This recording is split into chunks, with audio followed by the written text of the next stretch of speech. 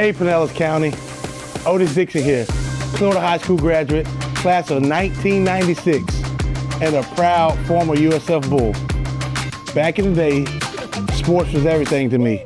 Now you can relive the excitement with Pinellas County Schools TV Classic Game of the Week. Watch some of the best high school players in the county leave it all on the field and the courts. Don't miss it Thursday night on PCS TV and Pinellas County School YouTube channel. You don't want to miss this classic.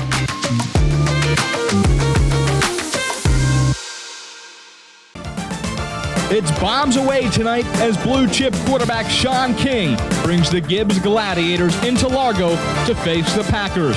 King and his talented receiving corps host the county's most potent aerial assault. But the Packers have a strong rushing attack and will be hungry as a loss will dash their playoff hopes. It's Largo hosting Gibbs on Vision Cable's Channel 9.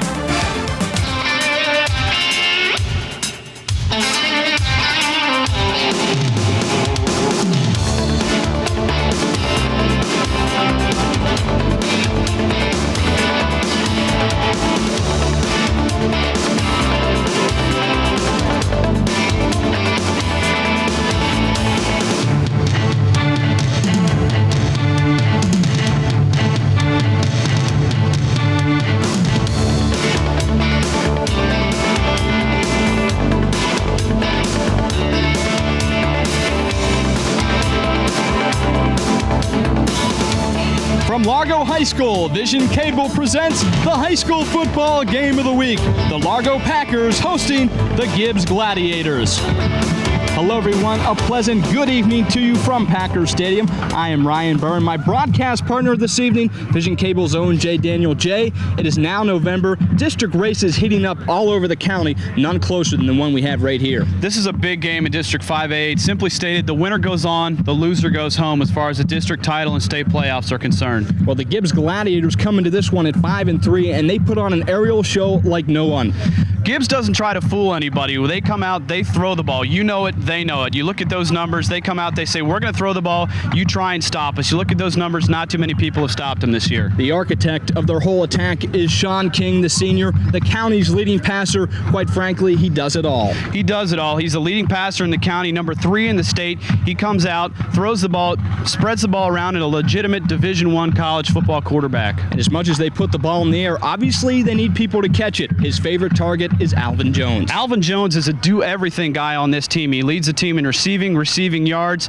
He leads the team in interceptions with 3. He's got 2 block kicks, runs back punts and kicks. He does everything. For Largo, they come into this one at 3-5. However, they do have 2 victories inside the district. They get it done with their running attack. Exactly. Just the opposite of the Gibbs Gladiators. The Largo Packers run the ball. They run it over you. They run it through you. They've got 3 backs with over 500 yards rushing, led by Kenji Cooper, who's just a sophomore, and Reuben Green at 511 yards, and he's missed 4 games. He should return tonight. And Kenji Cooper, only a sophomore, as you stated. He's come in, was the quarterback. He's now the tailback. He's doing a fine job. He's doing an excellent job. He leads the team in rushing and passing, 919 total yards. You see there, he'll see some action at quarterback and at tailback, and he's a great player. Of course, for Largo tonight, the key will be on the defense side of the football. Their leader is Seamus Ornelas. Seamus Ornelas is the kind of guy you love to have on your team if you're a coach, because he's a leader and he's a senior. He leads the team with 55 tackles from the middle linebacker spot and plays a great offensive line. Well, it should be a great game. Largo and Gibbs getting it on. The winner stays alive. The loser goes home.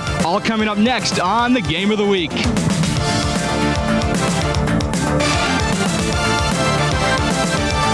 Welcome back to Packers Stadium. Ryan Burr and Jay Daniel bringing you the action. We do have a good one planned for this evening. 2 teams in must-win situations. Let's go down for the coin toss. Tonight, we have Ray Glenn. He'll be your line judge. Bruce Miller will be your back judge, and Mike Bush will be your linesman. Okay, you're going to do the talking. Okay. Before we toss the coin, let me explain something to y'all guys. I want to congratulate y'all for being captains tonight and being designated by either your coaches or your players to be out here. Okay. I would like you to keep a little bit of decorum with your team, and not allow them to taunt the other teams, and make sure you're only talking to your teammates. Okay. We're going to let you call it. This is a head, this is a tail. Call it where he can hear you. If I drop it, we'll toss it again. He calls heads. It's a head. It's your choice. You want to receive. Which goal would you like to defend? You'll have your choice the second half. You're going to defend it. You're going to kick away from the clock. Okay, put your back towards the clock. So the Gladiators will receive the football. We'll get to see Shaun King early on in this one, the great quarterback. Let's have a look at our officials for tonight. Referee Jim Barwick, Mike Smith, Mike Bush. The line judge is Ray Glenn, back judge Bruce Miller, and up here with the clock is Steve Osborne. Here's a good look at Gibbs head coach in his fourth year, Alvin Davis, 14-26. His first 2 seasons he was 1-9, but he's really coming on it late. Has the Gladiators up to 5-3 this year. And there's a look at Largo's coach, Jim Casey. In only his first year, he got off to a rough start, but the team is now starting to play good football. They're 3-5, and as we said all along, this game means so much for both of these teams as they're both 2-2 in the district. Brian, I think a key to this game is going to be the first half. You look at Gibbs, they've scored 133 points in the first half of their games, just 61 in the second half. And on the defensive side for Largo, their defense has allowed just 13 points in the second half from their last 5 games. Well, there's no doubt about it. The key to this game is how will Shaun King respond? If he comes out and throws the football successfully and moves his team down the field, we may be in for a possible blowout. This offense is that explosive. They're an incredible offense. They score all kinds of points. You look at the games that they've played. Here's a look at the statistical matchup. Gibbs scoring 26 points a game, only allowing 18, 76 on the ground, and 201 passing yards a game for 277. For Largo on the other side, 16 points a game they're scoring, giving up 16.5, rushing 220, just the opposite as we said in the open of Gibbs, 43 passing yards a game for a total of just under 264. Well, as you can see Shaun King right there on the sidelines ready to come out. They will receive the football, and he is probably the best player we will see on Vision Cable this year. He's very highly talented. We haven't had a chance to look at him yet, and he's going to be a good one. There's the opening kicker. That is Noah Risley, the place kicker, 6 foot 145 junior. He'll get things started for Largo. And back deep probably will be Alvin Jones. He's got 4.6 speed. He can bring it back. Just a super player. So we're ready to get underway from Packer Stadium. No Risley to get things started off. Alvin Jones to return. This one's underway. Jones will catch it about his 7-yard line and bring it out coming across the field. He cuts it back and is going to be tackled at about the 22-yard line. That's where Shaun King and company will take over. Take a look at the starting lineup for Gibbs. Shaun King at quarterback, Richard Parker at the lone setback. They've got Jones, Lancaster, Back, and Johnson all wide. Look at the offensive line. David Whitehouse, Josiah Maldonado, Justin Ortiz. He's a big guy, 300 pounds. John Miles and Robert Davis on the left side, or the right side. So as we expected, Shaun King from the shotgun. He's going to throw it on first down. Rolling out to his right, he'll tuck it away and keep it. And he's up for a first down. Breaks a tackle and was tackled all the way up to about the 39-yard line. So things get underway with Shaun King as expected. From the shotgun, he tucks it away. He can run the football. The defense for Largo. Steve Pulsifer, Maurice Bellamy, Tyron Bellamy, and Billy Williams up front. Chad Green, Nick Haddon, Seamus Ornelas at the linebackers. King on first down is going to throw it. That's his man, Matt Back. He gets a block from Jones. He's across midfield and tackled at about the 49-yard line. You don't have a whole lot of talk between plays because they come at you in a hurry. Shaun King completes his first game. Here's another look at the play. Jones back in the shotgun, hits Back right across the middle. Back, the number 10 receiver in the state. Shaun King once again from the shotgun. Twin receivers to both sides. He's going to throw it again. He's got Matt Back again, and he's up ahead for another Gibbs first down. Shaun King does look impressive early, 2 for 2, and he's also run for 17 yards. Largo seems to be right now not really sure what to expect from this Gibbs offense. You see right there the versatility of Shaun King. First play, drops back and just runs the ball. He's also the leading rusher on the team. Next 2 plays, he hits Back for passes, and they're rolling. Here you take another look. Back catches it. So first down and 10 again for Gibbs. King back to the shotgun. He's going to throw it again. He's got Jones across the 25, out of bounds at about the 21-yard line goes Alvin Jones. Shaun King 3 for 3, and Jay, right now they are moving the ball at will. Largo seems to be not really prepared for this hurry-up shotgun style of play. We knew what to expect. Obviously, Largo not quite prepared. It just seems like Largo, they're right there. They're just calling their defensive play. Gibbs is already up at the line and ready to go. King lines up in the shotgun about 7 yards back. He's going to throw it again. He's got back on the same play. It's a down and out. And once again, he's got another Gibbs first down. This time he's inside the 15-yard line. We'll call it the 11-yard line. That's where Gibbs will take over. You see King rolling right, hits back. That's his third catch of the game. He's got 34 now, well over 500 yards on the season. He's a big, strong kid. He's tough to bring down. Shaun King looks awesome early on. Once again, he's in the shotgun on 2nd down and 1. He's going to keep it. He's got the first down and more. And he's going to be tackled down at about the 7-yard line. Seamus Ornelas on the stop.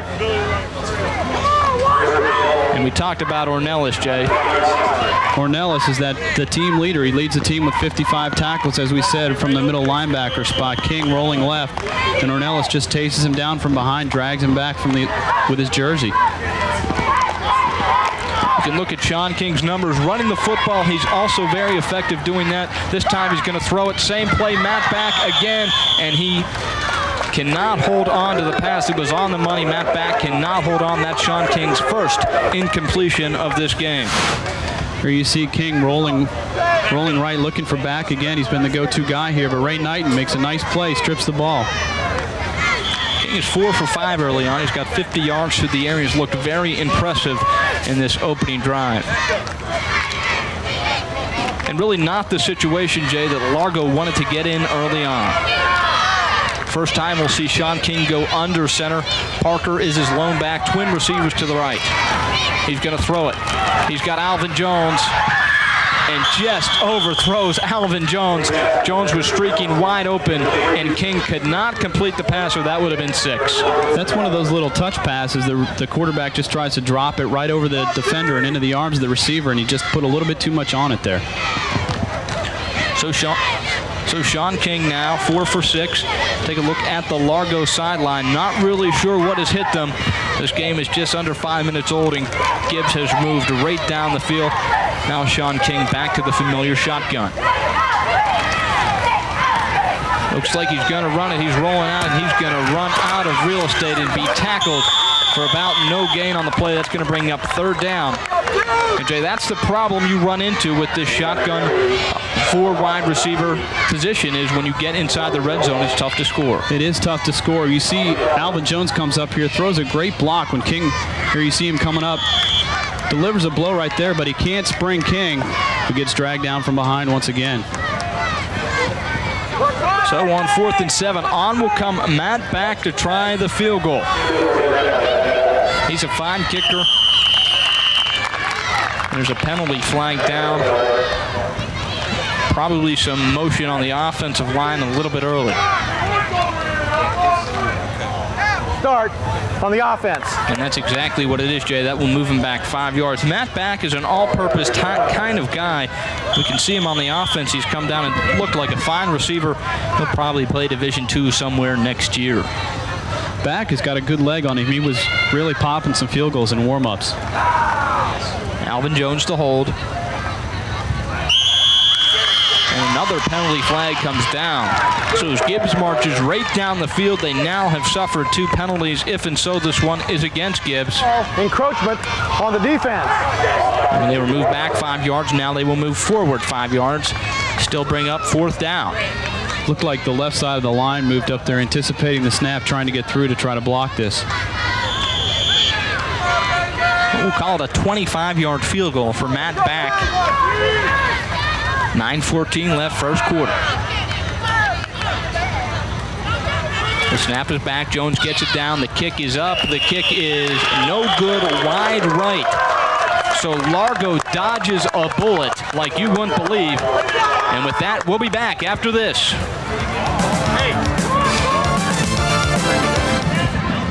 Welcome back to Packers Stadium. Ryan Byrne, Jay Daniel bringing you the action. Jay, Largo dodges a bullet in their first possession. Gibbs moves right down the field, and they come up empty. Jim Casey's got to be happy with that, to give up all those yards and not give up any points. As we expected, Charles Martin comes under center. Kenji Cooper in the I formation. Andre McGee in motion.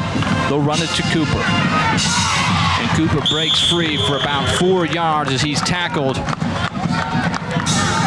Take a look at the offensive lineup for Largo. Charles Martin at quarterback, Knighton and Cooper in the backfield. Jackson, Kootenai, and Nick Haddon are the wideouts up front. John Funaki, Seamus Ornelas, Rick Sewell, Tony Garland, and Steve Mosser. They gave him 5 on that play. You can see Charles Martin on the year, 190 yards passing. He does have 4 touchdowns. Second down, they called it 5. Martin, they're going to run it right up the gut. Ray Knighton, 5'9", the 180 fullback, plunges ahead. That's going to bring up third down in short yardage for Largo. Here's a look at the Gibbs defense. Benny Ziegler, he's a good one at defensive end. Johnny Merity, Willie Comerford, and Fred Scott up front. In the back, Avery Tucker, Eric Crook, Josh Ellis, Carter Wells, Jones, and Brinson. So third down and 1 now for Largo. Martin still under center. We'll keep an eye on that. Kenji Cooper expects to play some at quarterback.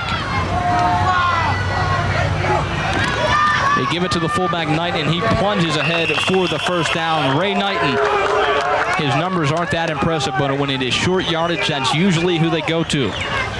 Great line search here by the Largo Packers. Gives Knighton a big hole to run through, and he just bores his way through. Keeps those legs driving, and that's what you need out of your fullback.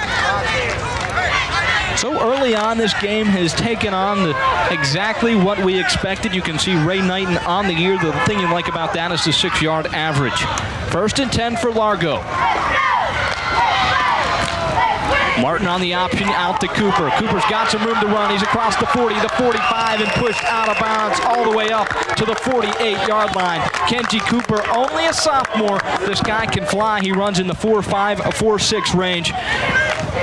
Great run here by Kenji Cooper. Takes the pitch out here on the right side.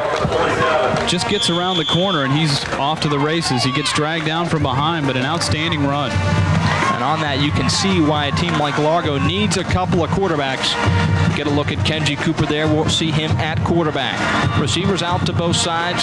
Cooper dotting the eye. They're going to run to Knighton. Knighton's got some room to go. He's across the 40 and all the way down to about the 36-yard line. Ray Knighton, we talked about that 6-yard average, and he showed you some burst of speed that we did not expect to see from him early on.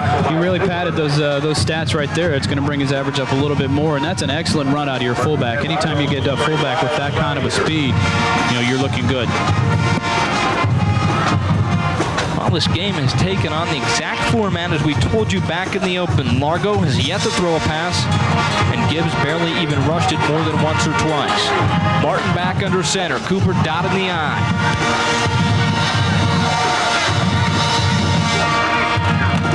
They're going to give it to Cooper, and he's going to get some more good yardage. He breaks a tackle and breaks across the 30-yard line, does Kenji Cooper. And Largo not sure if they're going to be able to run the football early on. They're marching right down the field, Jay. Nice run here by Cooper. He comes through the line. Josh Ellis breaks through. He's a leading tackler for Gibbs, and Cooper just sloughs him off and keeps going. Here you take a look at Jim Casey. He's got it like this. Situations they love to be in now. Second down and 4. You can see Cooper versus Dunedin. He had a monster day. Martin back under center. Second down and 4. They're going to run it up the middle again, and Knight is ahead for another Packer first down. It's all in the offensive line that is doing it right now for Largo. They're getting the surge, and that's what it takes. Kenji Cooper and Ray Knight are the beneficiaries. You see, once again, the line surge here by the Packers, just blowing away the smaller Gibbs line. Knighton breaks through, picks up a nice gain. Garland, Mosser, they're doing their job up front for Largo. So it's first down and 10. Again, just under 6 minutes to play in this first quarter. The Gibbs defense on their heels as Largo marching down the field. They're going to run it to Knighton again, and Knighton once again is going to pick up an excess of 4 yards. Coach Alvin Davis saw his team march right down the field, come up with no points, and back comes Largo. This drive, 59 yards, all have come on the ground. Yeah, Largo coming into the game, you knew they were going to run the ball just as you knew Gibbs was going to pass the ball. And they're not, like I said, neither team is trying to fool each other. They're just going to see who's better. Kootenai out wide right. Charles Martin under center. They're going to run it to Cooper, and Cooper is going to be tackled in the backfield. That's number 50, Freddie Scott, who's in there to make the play. The defensive lineman goes about 6 foot, only 165. Great play here by Freddie Scott. You see he breaks through the line and just grabs Cooper and hauls him down. There's a good look at, well, that's one of his partners up front. But the deal with Freddie Scott, much like the fellow Gibbs Gladiators defense, undersized but has very good foot speed. We saw him break through just out quick the lineman. The problem you run into is we can see the bigger offensive line is wearing down the Gibbs defense early on first quarter.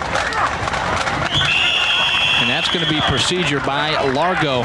Penalties will kill you when you rely on the run. You do not want to bring up 3rd down and long. They are now going to have 3rd and 11, Jay. Looks like Nick Haddon jumped there. By the defense. Looks like he was drawn off. Well, that's a shocker, but a new rule that's in. Talked to the officials before the game. A defender can, if he approaches into the neutral zone and the offensive lineman comes off, it will be a penalty against the defense. That appeared to be what happened there. So once again, 1st down and 10 for Largo, moving the football inside the 20.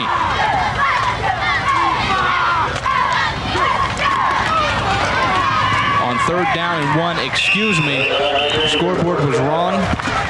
3rd down and 1, Ray Knighton once again plunges ahead and has another Largo 1st down. The Largo Packers here playing some NFC Central football. Smash mouth, we're going to run it right at you and right over you and see if you can stop us.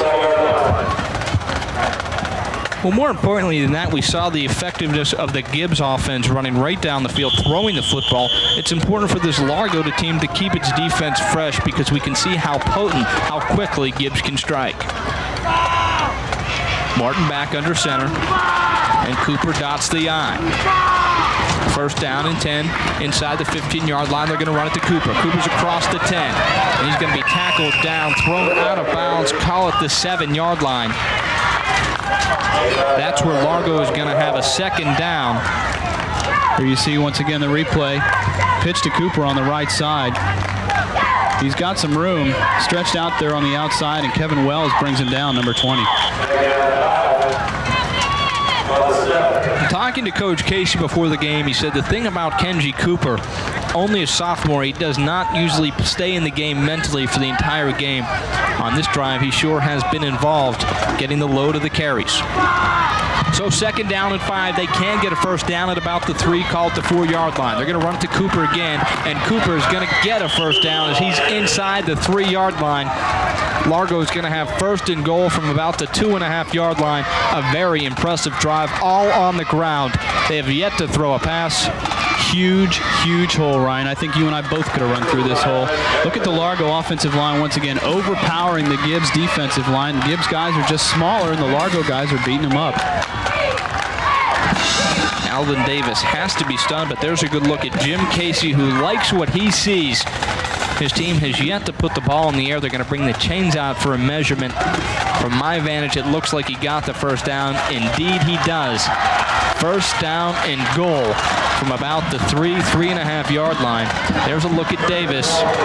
He saw his team march right down the field, miss a field goal, and in return, this Largo team, all on the ground, has come down. Knighton, 6 carries for 35 yards. Cooper, 2 yards better, 6 carries for 37. And here's the point where the Gibbs defense really has to dig in. They've been blown off the ball this entire drive.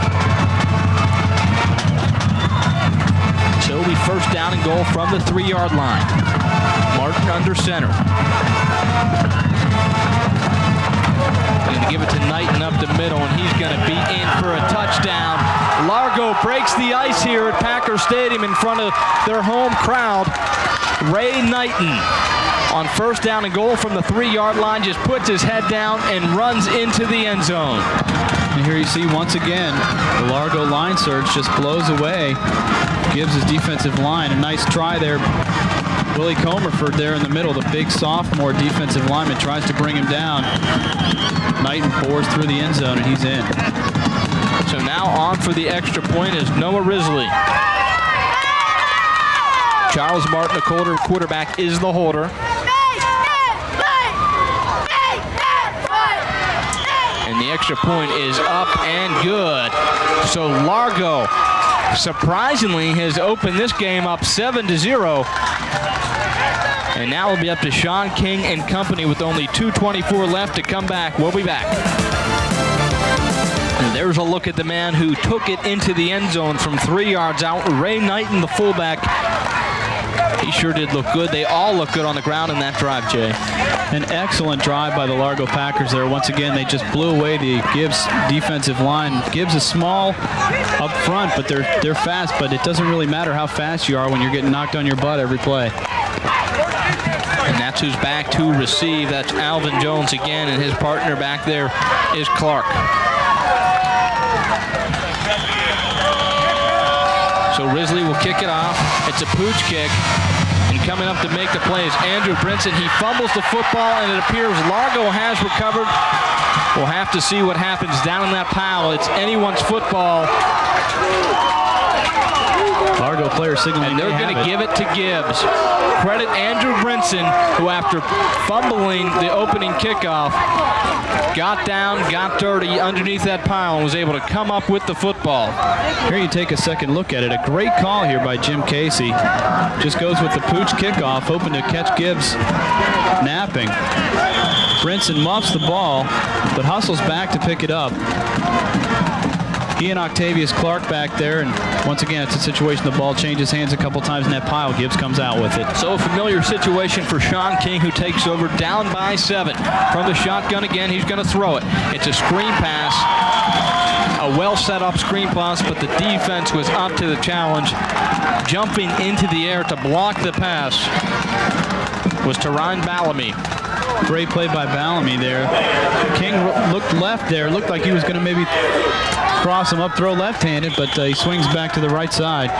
The scoring summary for Largo: 13 plays, all on the ground. They went 80 yards, and more importantly, they took up 6:43 of the clock, capped off by Knighton's 3-yard touchdown run. Great drive by the Packers. Shaun King once again back to the shotgun. He's got 4 receivers. He's going to throw it on second down. He's got Alvin Jones. He's going to be touched down at about the 35-yard line, bringing up 3rd down and a little over a yard. And this is a big play here for Gibbs. They need to get this first down. Here you see Shaun King back in the shotgun, looking for his main man, Alvin Jones, over the middle. Steps up and fires a bullet there. Nice grab by Jones to hold on to it. Good look at Alvin Jones, the 5'8", 165 junior. 3rd down and 1 now for Gibbs. King's going to take it himself and have a first down and a whole lot more on the quarterback keeper. He gets 3. He only needed 1. It'll be first down and 10 for Gibbs. And that's one of the luxuries you have with a Shaun King. A kid of his abilities is not afraid on a goal line or a first down situation to put his head down and get it. It's a nice play there by Shaun King, and he had a lot of help from his offensive line there. A big hole on the left side. Right back at you comes Gibbs. King again from the shotgun, the silent count. Across the middle to back, he's got it. He's going to be tackled at about the 45-yard line. They're taking what the Largo defense is giving them. Shaun King just kidding the underneath stuff, and they're connecting on 5-yard out patterns all night long. It looks like they're just going to throw right underneath the Largo defense, trying to scare him from going deep. King's numbers, and look at these, folks. The number 2 passer in Florida last year. He's number 3 right now. 43 career touchdown passes. That is just incredible. You're watching a fine high school football player. On this play, he's going to be sacked for a loss. Initially, he was going to throw it, no one open. We call that a coverage sack. And Shaun King is tackled at about the 40-yard line, bringing up now 3rd down and probably about 8 yards. I think it was Ashley Lawrence on the sack there, number 62. King looks for somebody open. He's in trouble there, and he just rolls right. And he's brought down by Lawrence and James Bellamy there. Brings up a long 3rd down. King once again from the shotgun. He's going to air it out. and he's got Matt back for a first down and a whole lot more. Matt back is going to be pushed out of bounds all the way down to the Largo 35-yard line. Early on, Shaun King has been on fire. And at the end of the first quarter, Largo surprisingly up on Gibbs 7-0.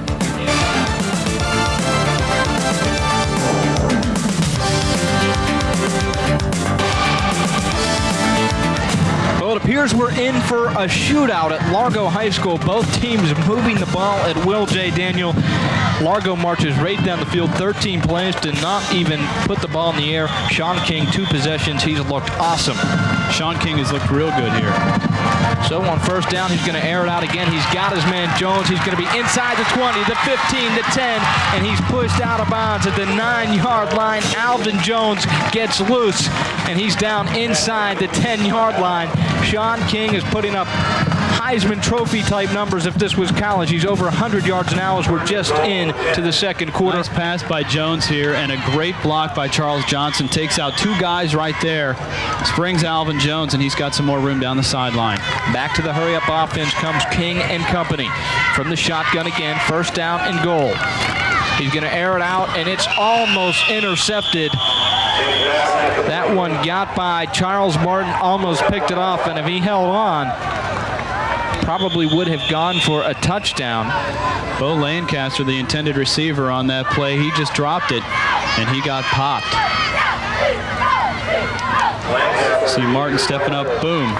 Delivers a blow right there, the helmet right in the side of the chest. Maybe knocked the wind out of him. No, Bo Lancaster is one of his favorite targets, the 3rd leading receiver on this team. He, too, is only a junior like Alvin Jones. So if they can get another quarterback in here, they'll be a heck of a team again next year. But the story now is Shaun King, in his first 2 drives, has led his team right down the field. Alvin Davis, looking on. Although his defense didn't look up to the challenge, his offense surely does. The Gibbs offense is really moving the ball well here. Once again, neither team trying to fool each other. They know what they do, and they do it well. They come out and say, try and stop me. So it will be second down and goal. Shaun King once again from the shotgun. He'll go to the silent snap count. He's going to throw it, and it's almost a great catch by Alvin Jones. Largo probably got in there a little bit early. Pass interference appears to be the call. Let's see.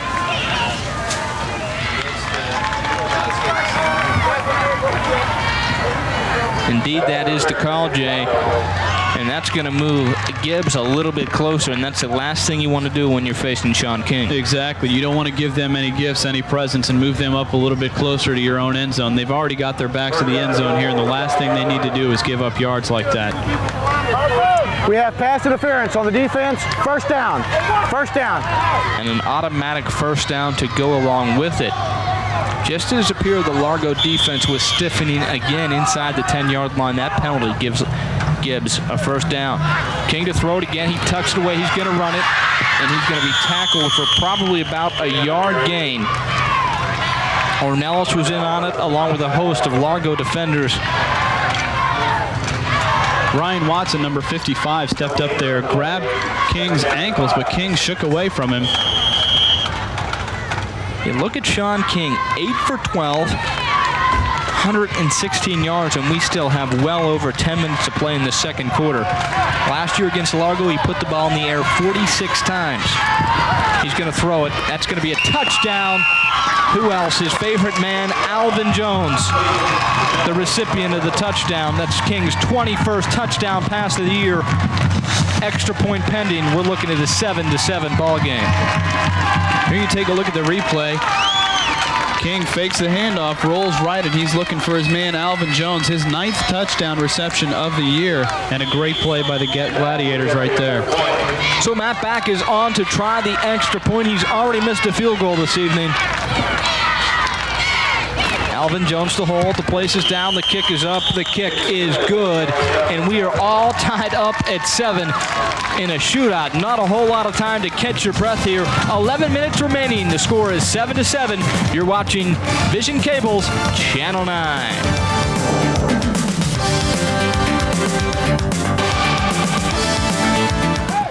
From Packers Stadium, Ryan Bird, Jay Daniel bringing you the action. There's a good look at Jim Casey in his first year.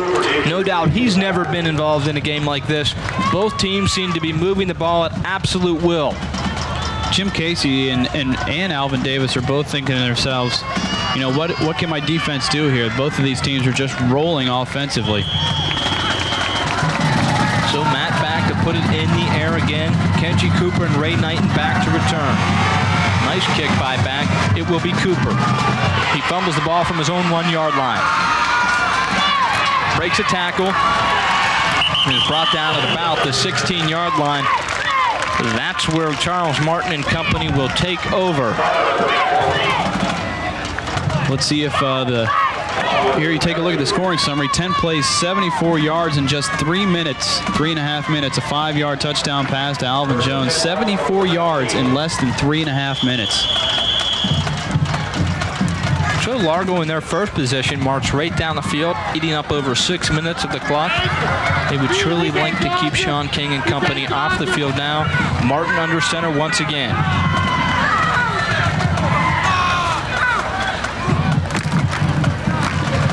They're going to run it up the middle to Knighton.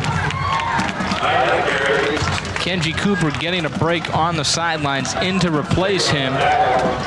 Numbers kind of tucked away there. Would appear to be Greg Law that's in at the tailback position.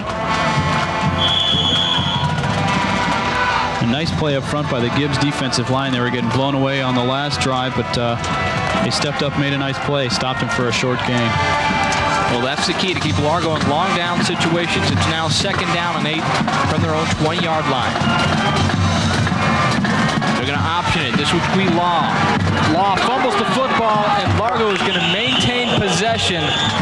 Luckily, didn't see who eventually fell on the football.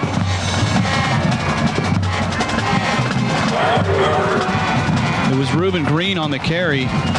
He's been out for 4 weeks with a bad ankle injury. Reuben Green getting his first action in well over 4 weeks. Turnovers, of course, in any big game are the keys. You can see in their 5 losses, 12 turnovers. And when they win, they rarely turn the football over. Kenji Cooper back into the game. 1st down and 10. On the option, it's going to be Cooper. Cooper with a head of steam, a great tackle. He had some room to run. See who got there first. Antonio Carter's there to make the stop. Here you take a look at the replay. Quarterback rolls wide and pitches to Cooper. And just gets bottled up there, brought down by 2 defenders. Adrian McGee trying to be the lead blocker for him. Penalty on the play. It's going to march Largo back. It would appear to be a clip. That's 15 yards from the spot of the foul. And once again, this is not what the Packers need. On the offense, replay 1st down. So with the team that loves to run the football, they're now going to be set up in 1st down and long yardage. First and a bunch here for the Packers, and we may see their first pass in this series. Kenji Cooper remains in at the tailback.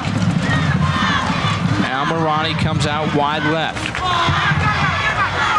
Charles Martin under center. He is going to throw it. And the ball is deflected. Matt Tremblay there on the play almost picked that off, and had he picked it off, that would have been 6. So the Gibbs defense stepping up to the challenge.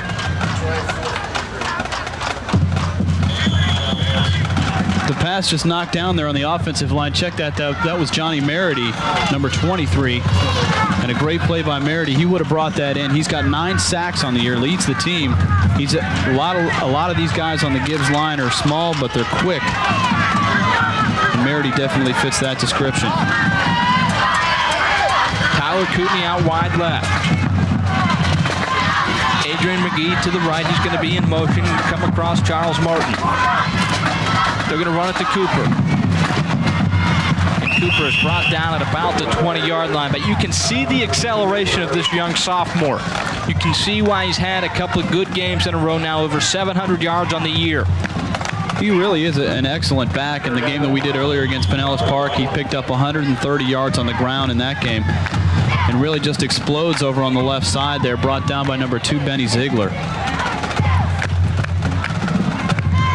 Ziegler's a nice player for Gibbs. He's being recruited as an outside linebacker, but he's playing defensive end here for Gibbs. So 3rd down and 20 now. Gibbs into their prevent defense with Andrew Brinson way back there to defend the long pass. Martin's going to put it up in the air. It's going to be a screenplay, and he's going to be tackled. They're going to call it an incomplete pass. I got to call that grounding, but they're going to let him get away with it there. It's a great play if you can get away with it. Charles Martin did right there. Looked like Merity and number 32, Richard Parker, were the big guys putting the pressure on. That's number 30, Kareem Cromartie and Merity, and Martin just throws it away there. Johnny Merity's been busting through the line here a couple times in a row. So Gibbs will get the football back, barring any sort of fake, and on 4th down and a heck of a lot of yardage, it's very doubtful. Alvin Jones back to return. Low snap. He has trouble with it. He's going to keep it, and he is going to be tackled. That's Adrian McGee, the punter. The snap was low. He couldn't come up with it cleanly. Tucked it away, and Gibbs is going to take over in great field position at about the 15-yard line. Not a mistake you can afford to make. That's a tough break for the Packers right there. As you said, a low snap. McGee can't handle it. And Gibbs is now in business, 1st and 10 on the 15-yard line. Well, that's just as good as a turnover for Gibbs, and on 4th down, they'll take it. From under center is Shaun King. He's going to throw to a wide open Alvin Jones. Touchdown, Alvin Jones. And just like that, Gibbs takes over at the 15-yard line. One play later, Alvin Jones with his 2nd touchdown of the game. Shaun King puts it right on the money. Nice play calling here by Alvin Davis. King rolls left, and Alvin Jones wide open on the left side. No one around him. He just hauls it in. McGee and number 24, Antron Benbow, get there too late. Shaun King, 6'1", 190. We've been talking about him all evening long, and he is deserved of all the praise. Matt back now on to try the extra point. It is up, and it is good. So with the score of 14-7, we will take a break. 7:35 left in the 2nd quarter. We'll be back.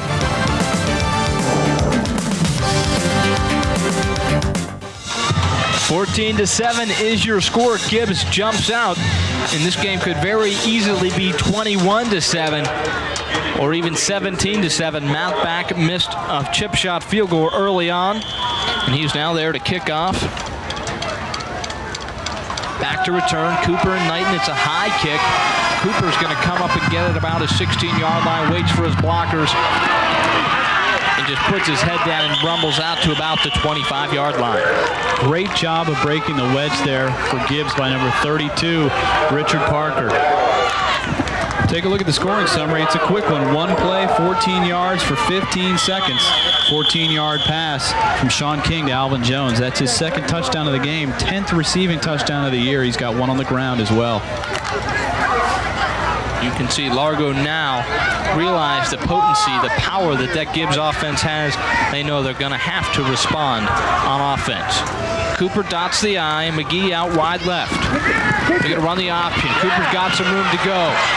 And he is out over the 35-yard line, down at about the 36. That's good enough for a Largo 1st down. You can see the speed of this Kenji Cooper.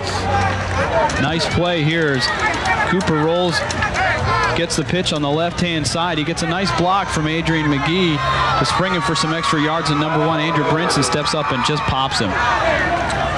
He's a long striding running back, and often when you have strides like that, you'll take monster hits. They're going to bring the chains on now to see if he indeed did get the 1st down. But it's not an Emmitt Smith or Barry Sanders type running style. He's going to be short, be 2nd down and about a foot for Largo. Gives their offense a little option now if they want to go to something creativity. Be up to Casey. He's the mastermind behind this whole plan. Jim Casey, one of the new coaches here in Pinellas County with a 3-5 record. You take a look at the other first-year coaches in the county, and Casey doing pretty well for himself. Adams and Davis having their troubles, respectively, still looking for their first victory. They're going to run it right up the middle. Ray Knighton's got a head of speed, and he's out across the 45-yard line is Ray Knighton. That's the second time that little quick fullback hitter has worked for big yardage for Largo, and that will move the change.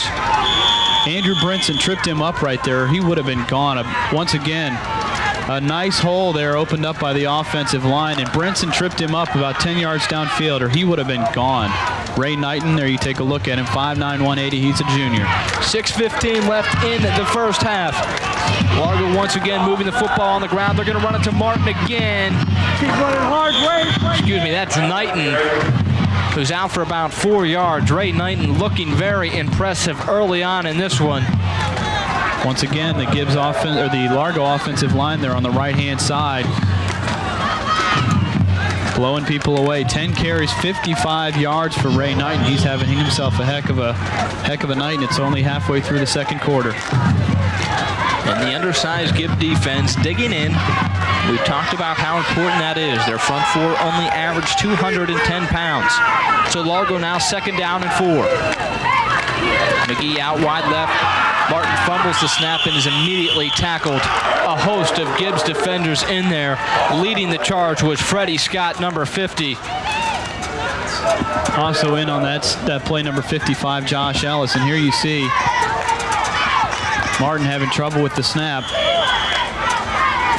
And once that ball gets on the ground, everyone just dives for it. Charles Martin comes off the field. We told you this would probably happen.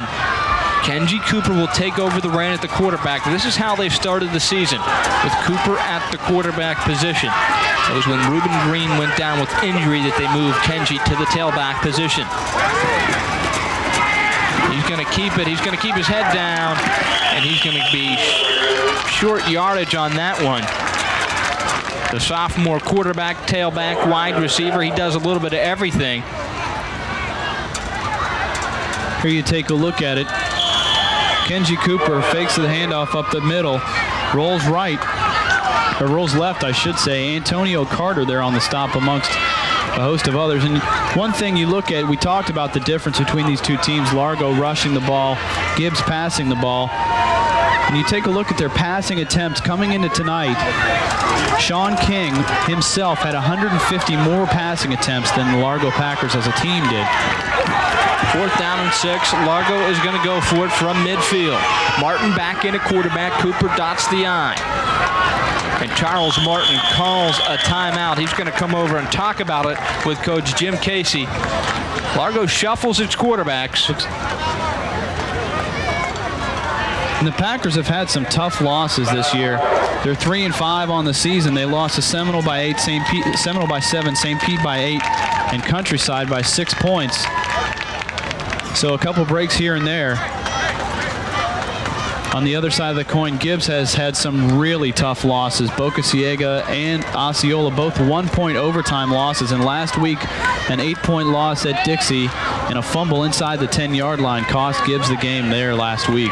That loss to Osceola, the Kansas tiebreaker. Brian Freeze took it in on a broken play to win the game, and now appears Largo's going to kick away the football. Of course, the last time they tried to do that, Adrian McGee never got it off. So the junior kicker will try his luck now. Alvin Jones deep for Gibbs. McGee lines up a little bit deeper than most punters, so that's a tough snap for the long snapper to make. 4th down and 6, and once again he squibs it back there. McGee is going to get it off, and apparently his knee was down. So once again the punting game comes back to kill Largo. Adrian McGee in his attempt to field the snap, his knee touched down. Here you take a look at it. McGee back there, and there you see his knee go down right there. That ball is down, and once again, Gibbs, it's a good call by the officiating crew, and Largo now digging himself another big hole here, already down 7. And look at the total yards. Gibbs passing game. Most of those come through the air. Shaun King once again from the shotgun. No surprise, he's going to throw it. And that pass is incomplete, intended for Chris Johnson, his flanker. King for this game, Jay, 10 for 15, 135 yards to the air and 2 touchdowns. He's been just awesome. He's an outstanding quarterback.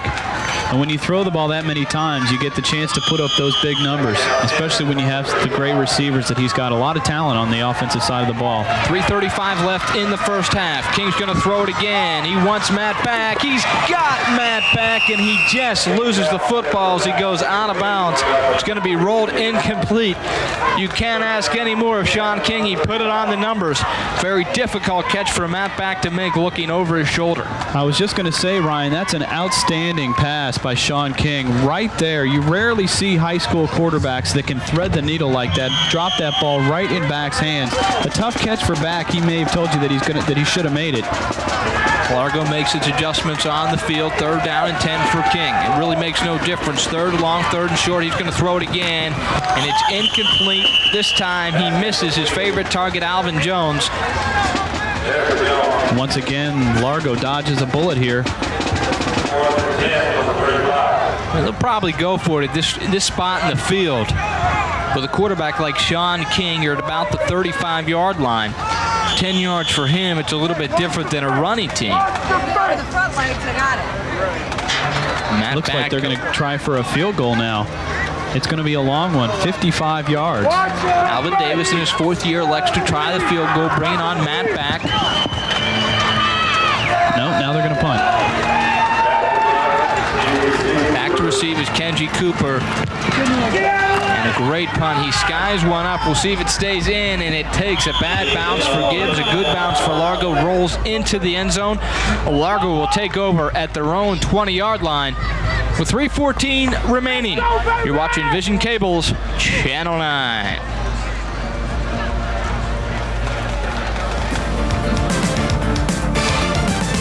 Welcome back. There's the situation. 3:14 left, 7-point ball game. Largo taking over. Kenji Cooper on the first carry. He's across the 30-yard line.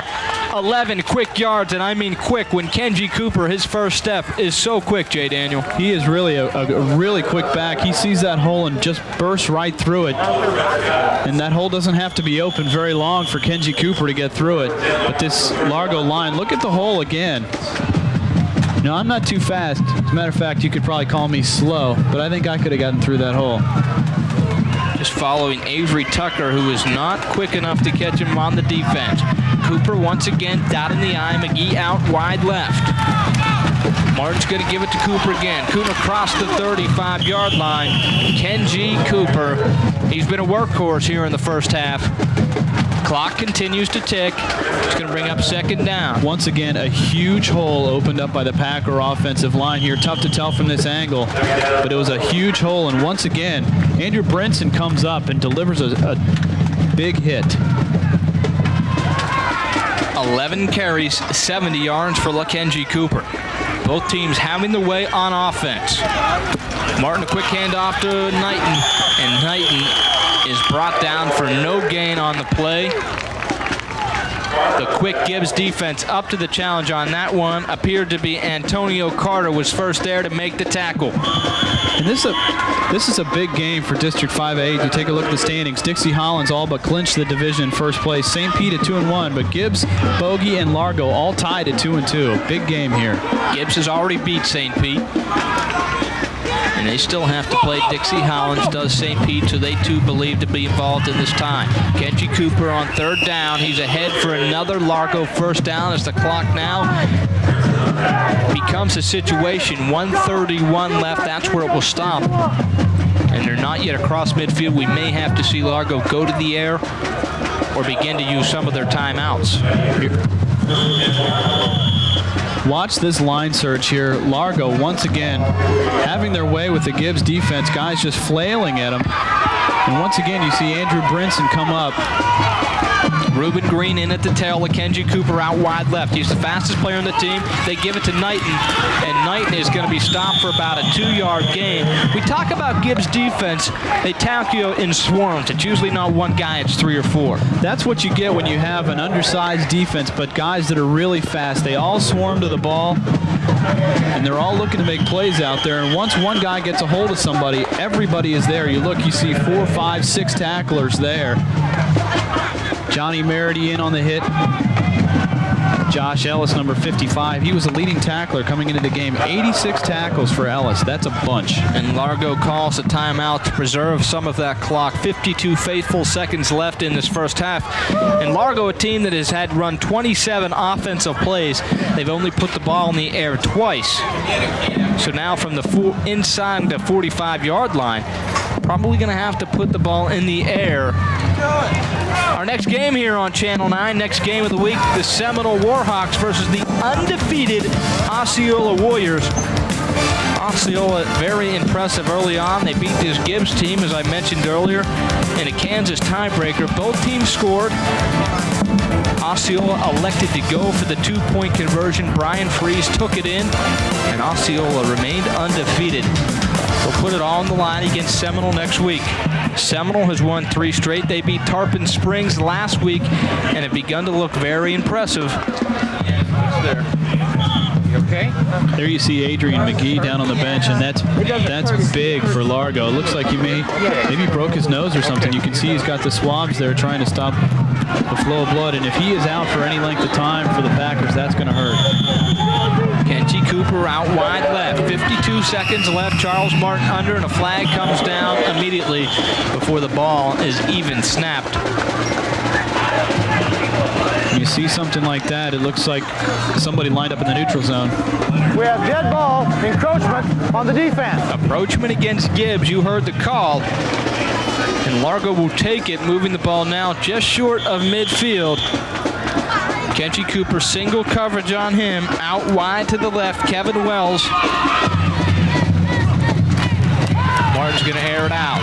He wants Cooper. Cooper's got his man beat, and he's wide open inside the 20, the 15, the 10, the 5. Touchdown, Kenji Cooper. Largo strikes in one play, one pass.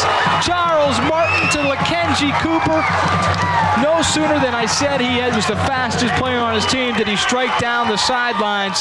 Touchdown, Largo. Great play by the Packers here, and a great fake by Kenji Cooper. Freezes his man Kevin Wells, then runs right past him. Brinson down there to try to make the stop. Can't haul him down. Cooper's into the end zone. Here you take another look from another angle, and Cooper is wide open. Brinson gets there a little bit too late. A little stutter step by Cooper, and he's into the end zone. And high steps into the end zone, a la Deion Sanders. Kenji Cooper, 5'10", folks. He's only a sophomore. You can see the kind of speed he has in the open field. They went to the old hook and go, back from the playground, run out to the car, hook and go. It's exactly what he did. I'm sure they did that quite a few times in the school lot, and they hooked up for a big touchdown there. 6 plays, 80 yards. And, of course, the 52-yard pass to Cooper took 2 minutes and 33 seconds off the clock. Will be interesting to see now if Gibbs elects to sit on it or give Shaun King and company a chance with under a minute to play. That's a situation as a defensive back. You can't let anybody get behind you. Less than a minute to go in the half. No Risley now on for the key extra point. Alvin Davis probably can't believe what's happened. He's seen his offense run at will. And he's going to be tied, most likely, going into the locker room.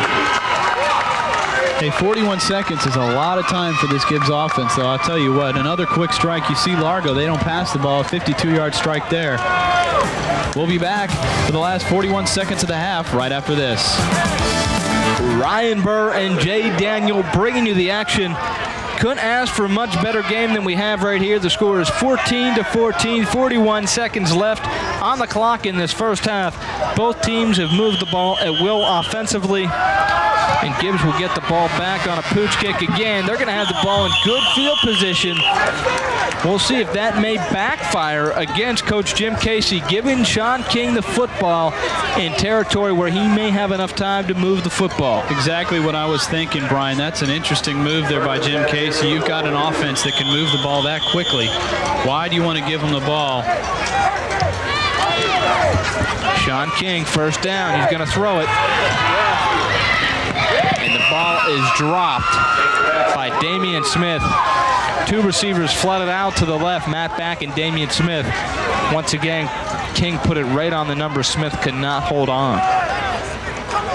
Getting back to Shaun King, it's rare that you're going to find a combination of a quarterback who can put the ball right on a line and receivers who can catch it all the time. 28 seconds left from the shotgun. He's going to throw it again, and that ball is going to be incomplete. Intended once again for Damian Smith. The ball was low and in the dirt. That's going to bring up 3rd down and 10 with 23 seconds left for the Gibbs offense.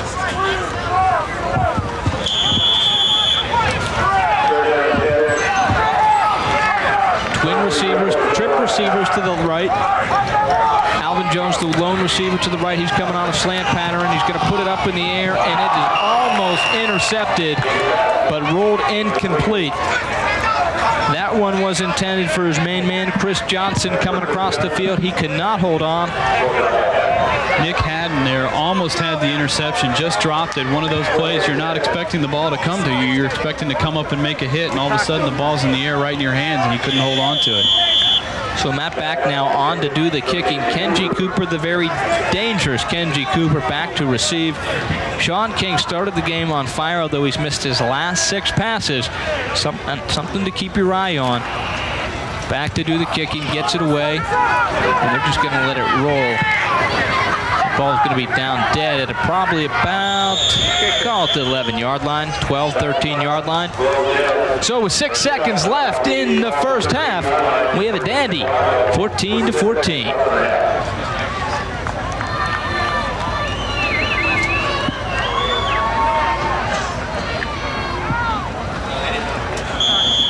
Brian, interesting there by Jim Casey. The move kind of pays off, I guess. That's going to do it in the first half. Largo does not even elect to run a play. Of course, they have to be happy with their results. They got 14 points on the board and held Gibbs to only 14. So at halftime, we have a good one going here, 14-14. We'll be back with our halftime festivities. Welcome back to Largo High School. At halftime, the score is 14-14 and just a great ball game. And now for your halftime enjoyment, we'll go down to the field and enjoy the Gibbs Marching Band.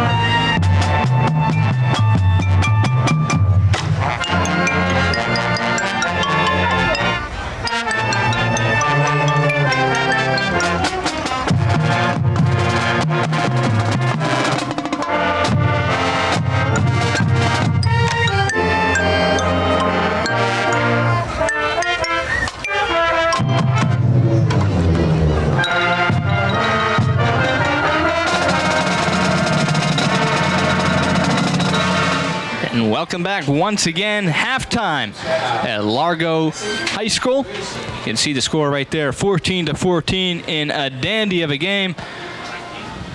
Take a look at the highlights from the first half. Largo got on the scoreboard first. Ray Knighton plunges in. He had a big first half. He had a big first half, 50 or 60 yards on the ground. But Gibbs came right back. Shaun King looked very good through the air. This time he hits Alvin Jones from 5 yards out for their first score. Big play in the game. Adrian McGee cannot hold on to the snap. He then tries to run with it and sets up Gibbs in great field position at about the 15-yard line. It only took him one play, Jay. One play right here. Shaun King goes up top once again. 15 yards, Alvin Jones, his second touchdown catch of the game. So then the score was 14-7 with Gibbs out in front. But Largo, to end the first half, Charles Martin airing it out to Kenji Cooper on the hook and go. Kevin Wells, the cornerback, number 20, bit hard on the hook and go there, and Cooper ran right past him, and that's a tough play from Wells. And our first half stats pretty even, as the score is even on the scoreboard. First downs, Largo out in front. Total yards, Largo out in front. Of course, it was the big 52-yard pass that sticks out in my mind. Both teams pretty much holding towards suit. Gibbs throwing the ball well, and Largo doing nice on the ground. Largo looking really good on the ground. Kenji Cooper, 12 carries, 74 yards. Ray Knighton, 12 carries, 58 yards. And, of course, as we saw, the first touchdown of the game there. And Largo with 52 yards passing, all came on that one play. So on that note, we will come back with our second half with the score 14-14. We'll be packed with second half action after this. Welcome back, Ryan Burr and Jay Daniels bringing you the coverage. There's a good look at Charles Martin. Of course, he was the big man in the end of the first half. He hooked up with Kenji Cooper, 52 yards to play covered, and that's why we're tied up. And there's a look at Shaun King. Very impressive first half for him. Definitely an impressive first half for Shaun King and the rest of the Gibbs Gladiators. And King just rolling up the passing yards. Once again, we knew it was going to happen. It's no surprise, but it's still amazing to see a guy come in and just throw the ball at will whenever he wants to hit somebody. So the score 14-14. Alvin Davis looking on his fourth season, 14-26, trying to get his 15th win of his career at Gibbs. Back to receive the opening kickoff.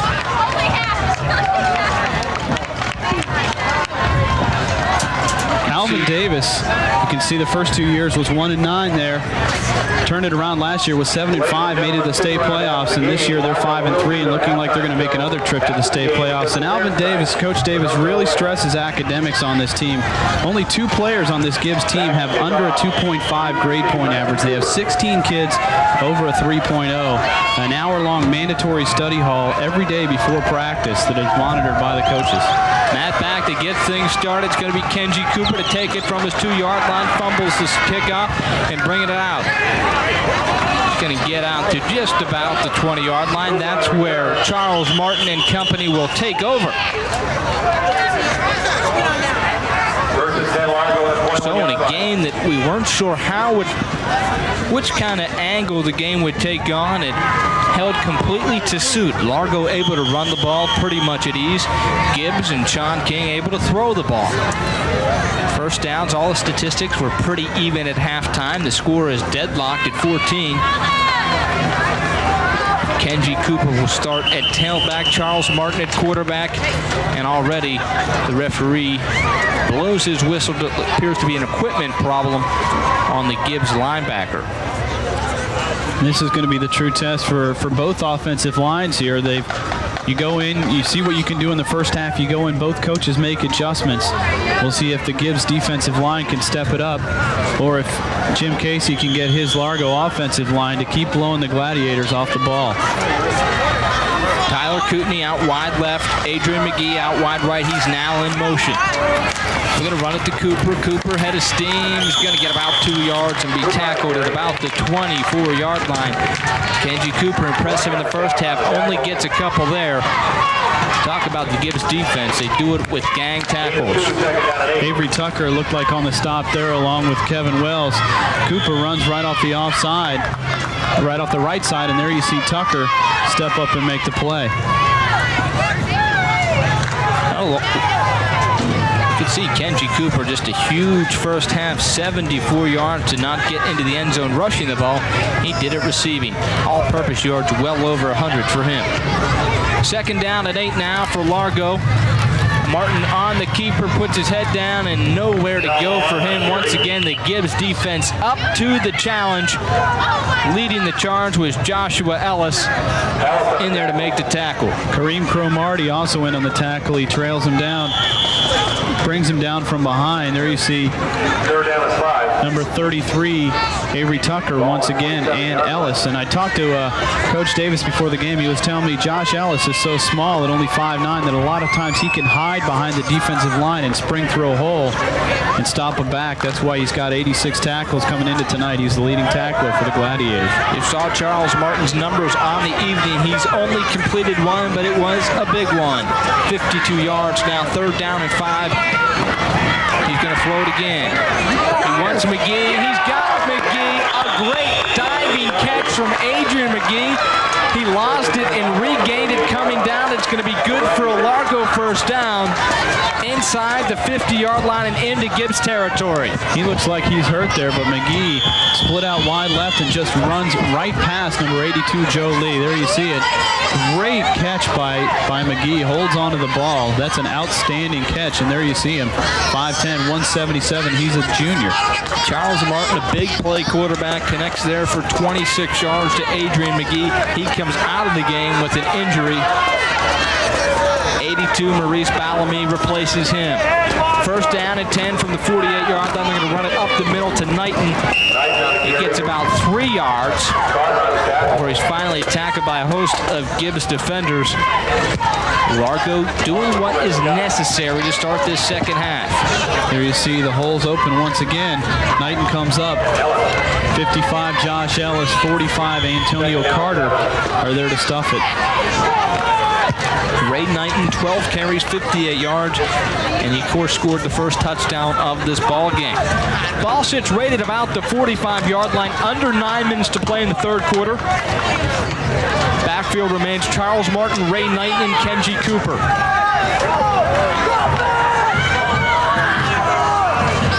Martin under center. On the option to Cooper. He's got some room to run. 45, 40, 37-yard line as a flag flies into the picture. I think that's going to be a hold on number 21, Charles Jackson, trying to free up Cooper to run on the left side there. He was holding on to his man. Well, as we saw in the first half, penalties killed this Largo team, forced them to put the ball in the air, and when Gibbs is prepared for that, it has not been successful. Like I said, a clip. It's going to be clipping against Largo. And that's going to march them back. See if we can see the clip in here. There you see Martin rolling left pitches to Cooper. By the offense, replay second down. It's tough to see right there. Tough to see right there who the clip was on, but regardless of who it was on, it still counts whether you know who did it or not. And a guy we haven't said a whole lot about, Reuben Green, is now in the ballgame. This is a kid that led Pinellas County in rushing the first 4 weeks of the season with over 500 yards. He's in as the to dot the I formation. Kenji Cooper out wide left. Of course, he scored on the 52-yard bomb.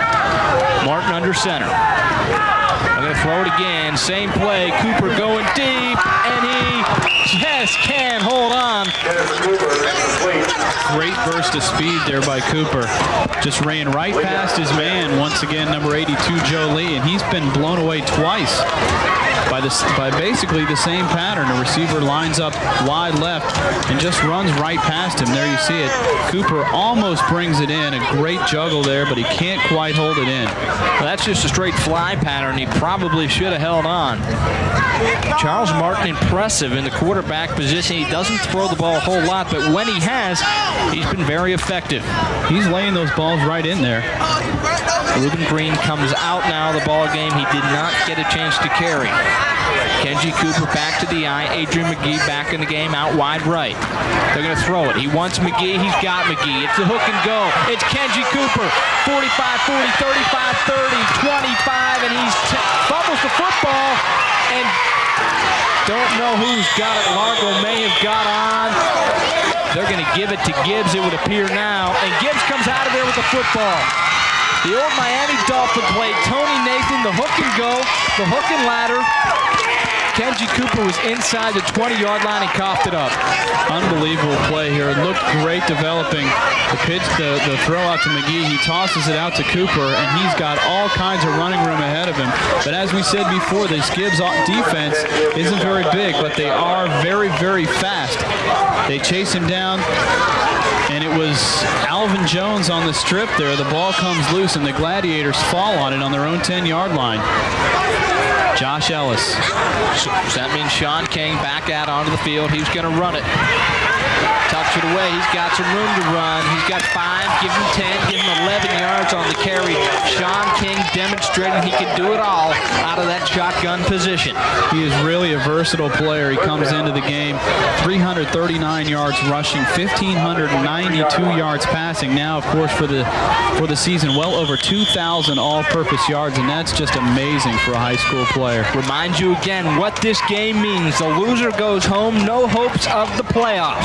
Shaun King back to the shotgun position. He's got twin receivers to both sides. He's going to throw it.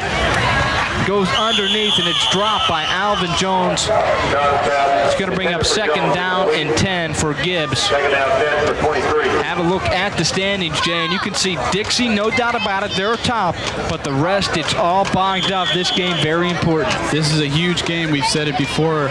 The loser of this game is out of the picture as far as the district standings go. There you see Shaun King, 10 for 20, 135 yards, 2 touchdowns, and no picks, and he's having a great game. Struggling of late, though. He's missed his last couple. Floating pattern and almost picked off. A dangerous pass thrown there from Shaun King. Kenji Cooper had it eyed and just couldn't haul it in. Nice play by Cooper there to close. King, once again, back in the shotgun. He rolls right, as he does often, rolling out. He spies his man downfield, and that is a dangerous pass. He loops it up, tries to loop it in between the 2 defenders, but Kenji Cooper closes well and almost picked it off, and he would have been gone. Back at you comes Gibbs. Shaun King has missed his last 8. He's going to throw it again. He wants Matt back, and he's got Matt back. Matt back is the go-to guy on this team. When it's 3rd down and big yardage, that's who he's looking for. And back hauls it in for a huge 1st down. Gibbs stays on the field. That's a big 1st down right here, and here you see it again. King in the shotgun, steps back and fires, hits back for a 1st down. Twin receivers to the both sides. King's going to roll out. He's going to put it up again. And almost picked off again. Shaun King thrown into traffic. Seamus Ornelas had it in his hands and just couldn't hold on.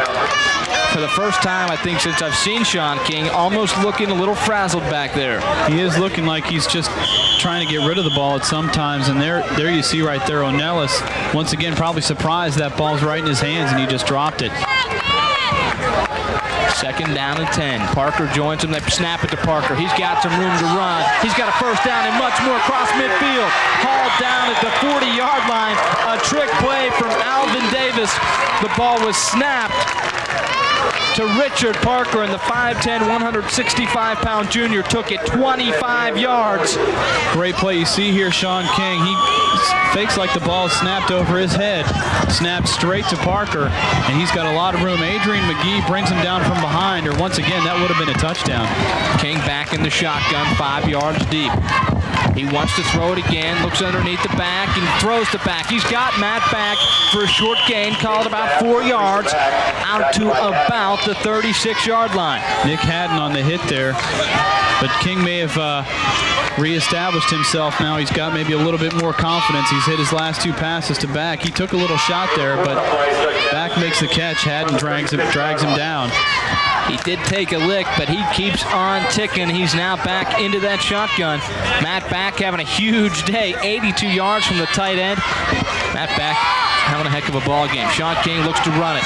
He's got the 1st down, and he's across the 30-yard line. Shaun King now doing so much from that shotgun position. He's really a triple threat back there. He can run or he can pass. You see King once again in the shotgun. Just tucks it under his arm, and he's off. Got a lot of room. He makes a nice move to get a couple extra yards. Fakes out number 24, Antron Benbow there. Picks up a couple extra yards.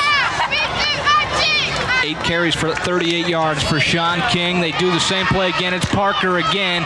He's got positive yards. He breaks a tackle and all the way down inside the 15-yard line. Richard Parker. If it ain't broke, don't fix it. They run the same play, the snap to Parker, and he takes it for another Gibbs first down. Once again, the same play. The snap straight back to Parker. He's got a lot of room right up the middle, and all of a sudden, Gibbs has got quite a rushing offense going here to go along with their pass. Well, they throw so many different looks at you. You can see Parker hasn't had a whole lot of time to run the footballs. Flags come down all around. Someone probably got started a little bit early. Ball. Encroachment on the defense. Yeah, someone did get started a little early from the defensive side of the football. Penalties you cannot afford to make when Gibbs is moving the football at this ease. You really, once again, you're just giving up more yards. And on an offense that's this potent, you can't give them any help. First down and 5 now for Shaun King and company. He throws it in incomplete short. That's penalty flags once again come flying down.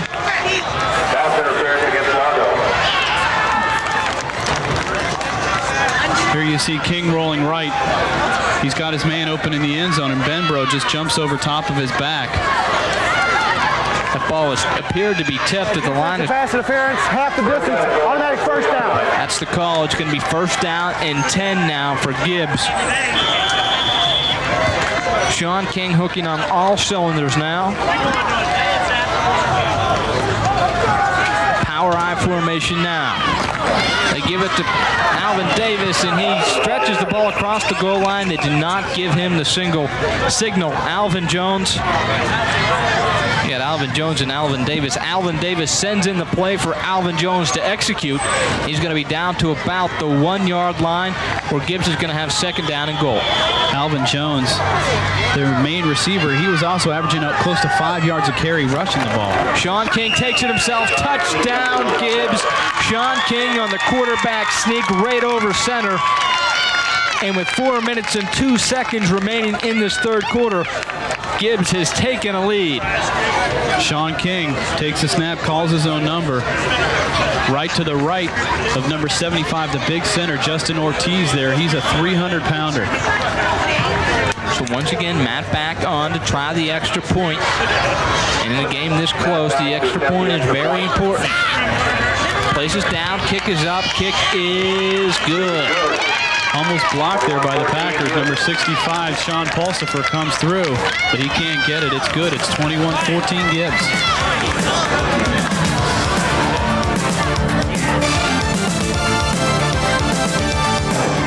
And there's a good look at Shaun King. He's the guy that took it across the goal line to give Gibbs 21-14 lead. Can't lose sight, Jay, of how big this game is to both of these teams. This is, once again, a huge game for these teams. I mean, as we've said before, whoever loses this game is out of the playoff picture, and they're going to be watching them on Vision Cable Channel 9. Knighton and Cooper back to return the kickoff from back. High kick. Cooper's going to take it about his 5-yard line. Fumbles the kickoff again. Here he comes. Head of steam. It's out over the 25.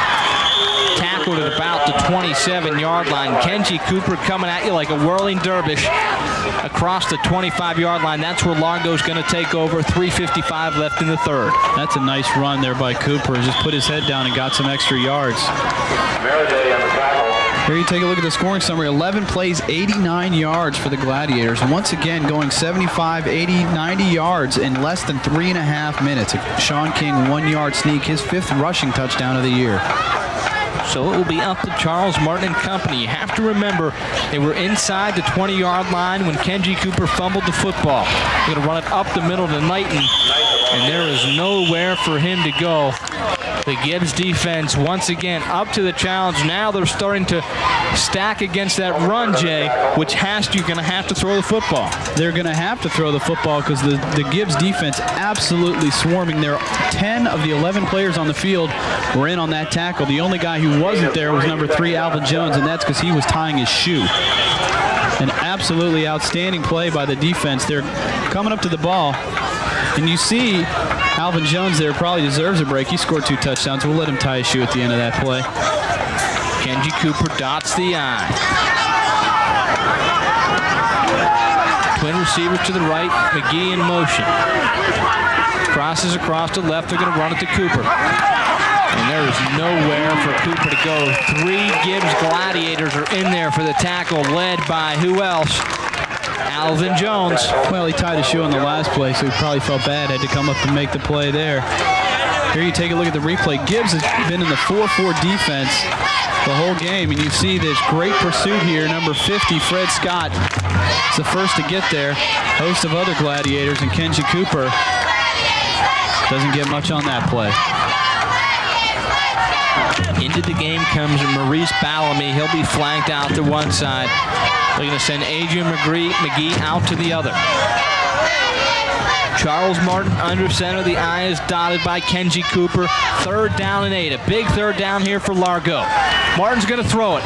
Quick pass and almost picked off. Overthrew his man McGee. It was Kevin Wells there that almost picked off that ball. He was running to his right. The ball was thrown a little bit to his left, and he would have had it. And of course, in the third quarter, there's no need to get hasty. They're going to kick this football away. But a key point here, of course, they've had a lot of trouble punting the football twice. Adrian McGee has been tackled or his knee is touched in the backfield, giving Gibbs great field position. This time the snap is good. McGee gets it away. It's a high kick. And Jones is going to let this one bounce. Takes a great bounce, and he picks it up on the run.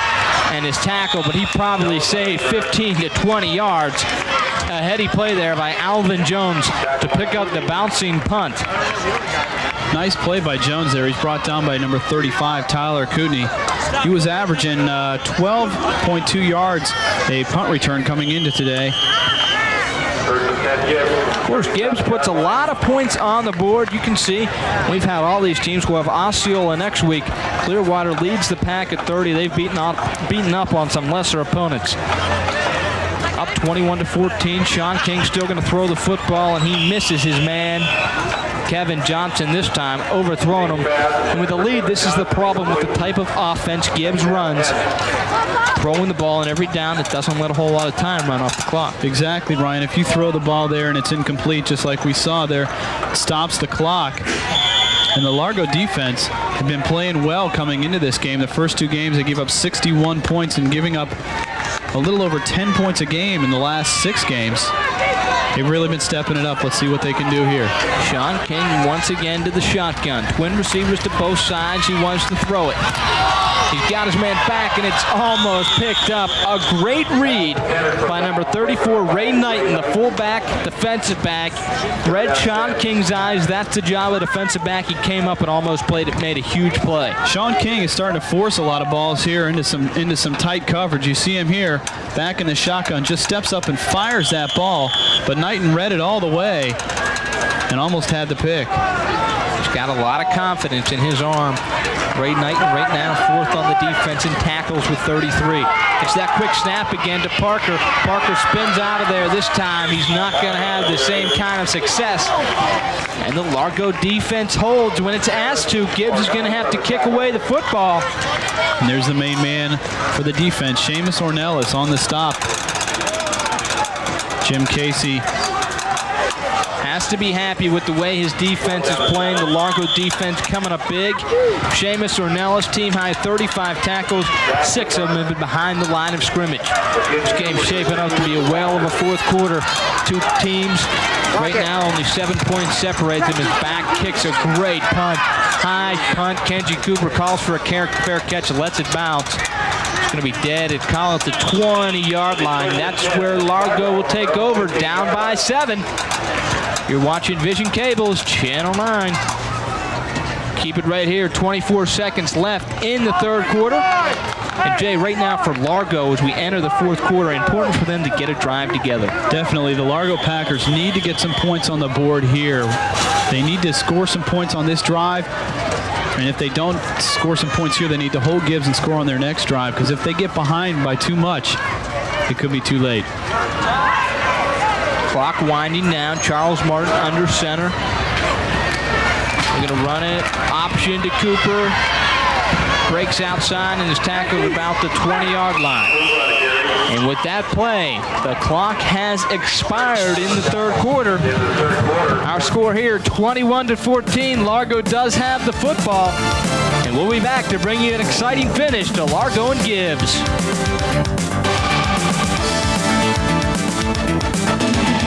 Welcome back. Vision Cable's game of the week is a dandy. 21-14 as we enter the fourth quarter. Largo down by 7, has the football. Kenji Cooper's been the man from the tailback position. Charles Martin under center. He's thrown the ball 7 times this evening. They're going to run it here to Cooper. He's got a head of steam and a great one-on-one tackle. Eric Kruk gets down, makes the great one-on-one tackle, and Jay, if he doesn't make it, Cooper had some room to run. He definitely had some room to run there. That's an outstanding play by Kruk. There's the Largo band. You're watching the game of the week on Vision Cable Channel 9. Thank you to the band for that message. Getting back now to live action, 11:29 remaining. I formation as usual. Tyler Cootney flanked out wide right. We're going to run it to Knighton again. Ball's on the ground.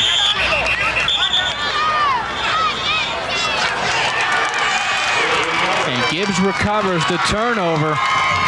Turnovers kill you in big games. They put it on the ground again. And this is a really costly turnover for Largo right here. Knighton just coughs it up, never really got the handle. And a swarm of Gibbs players there. And there you see 2 turnovers for the Packers, none for the Gladiators, and that really is a big play right there. So Shaun King and company will take over.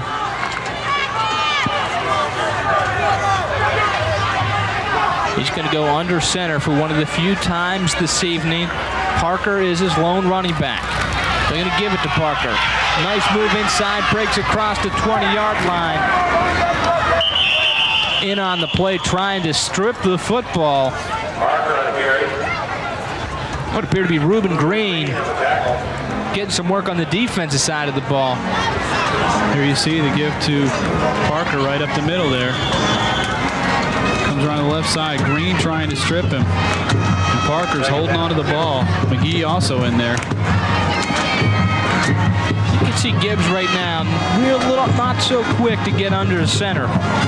Parker's got 4 carries for 49 yards. They're going to run it to him again. He's got some room to run. He's inside the 10-yard line. Gibbs, not really what we expected, but here they are in the second half, running the football with a lot of success, led by Parker. Parker is just having an outstanding game. Run right up the middle once again there, and the holes are starting to open up on the other side of the field now, as that Gibbs deep offensive line is doing a heck of a job. Well, Largo expecting the pass. They're getting crossed up with Richard Parker. He gets it again. Shifty little running back, and he bursts inside the 5-yard line. As Richard Parker, they're having a hard time finding him. Shaun King does a great job at disguising the football. Largo not sure whether he has it or if he's handed it off.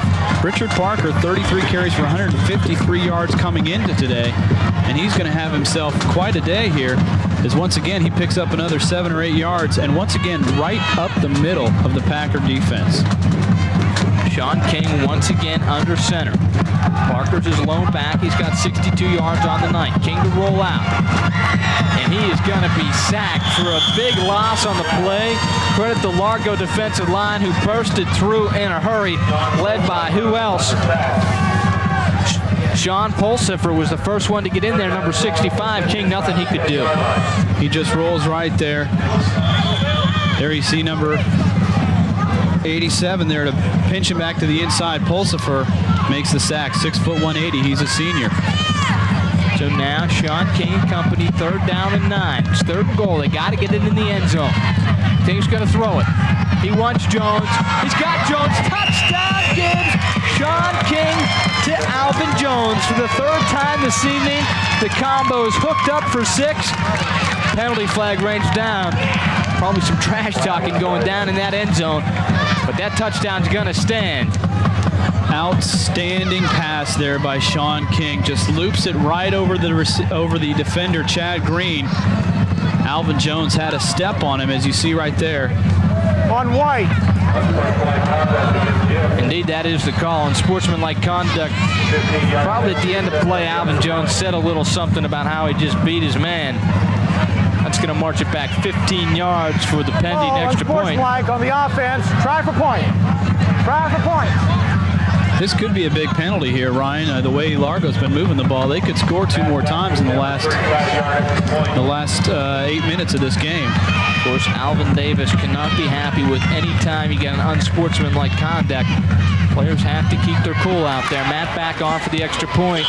Kick is up, and he missed it wide left. So an unsportsmanlike conduct comes back to haunt Gibbs, and now they sit ahead within the fourth quarter, ahead by 13, 27-14. Gibbs has now surged into the lead by 13. Here's the play that did it. Shaun King putting the pass on the money. He just loops it right over the defender here, as we said. Jones has got a step on his man, and Chad Green dives for it. Can't get it. 6 catches, 79 yards, and 3 touchdowns now for Alvin Jones, and he's having himself a heck of a ball game. Jay, you can see why Shaun King is such a talented quarterback. 5 plays, 24 yards. It was the 9-yard pass to Alvin Jones, his 3rd touchdown of the day. But getting back to Shaun King, you can see why colleges want this kid to come to their university. Calm, poised, he's got a strong arm. He throws the touch pass like not a whole lot of high school quarterbacks can do. Put that one on the money. A lot of pro quarterbacks can make those types of passes. You saw him, he had 6 incompletions in a row. Came back. Back to kickoff. Cooper will take it deep. Fumbles for the 3rd straight time. He's going to bring it out from the 2-yard line. He's out to the 20 and goes down at about the 21-yard line. And Largo now is going to have to get to work with 8:47 left in the fourth quarter. They need 2 touchdowns in the worst way. They really do. They dug themselves a hole here with the turnovers. And now, here you see the problem. When you're a team that rushes the ball most of the time, you have a little over 8.5 minutes to go, and you need 2 scores. Well, when Charles Martin has been asked to throw the football, he has been pretty successful. Their best lineup is Kenji Cooper out wide. He is out wide on this play. Reuben Green in at the tail. Kenji Cooper out wide to the left. He's got single coverage. They're going to throw it to Cooper. Same play. It's the hook. Martin decides to keep it. He's going to be sacked.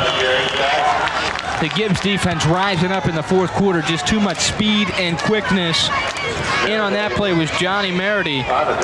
Here you see Merity. He's not a big guy, but he's super fast on that defensive end. He led the team with 9 sacks coming in tonight. There's his 10th right there, and he just bottles up Charles Martin and brings him down.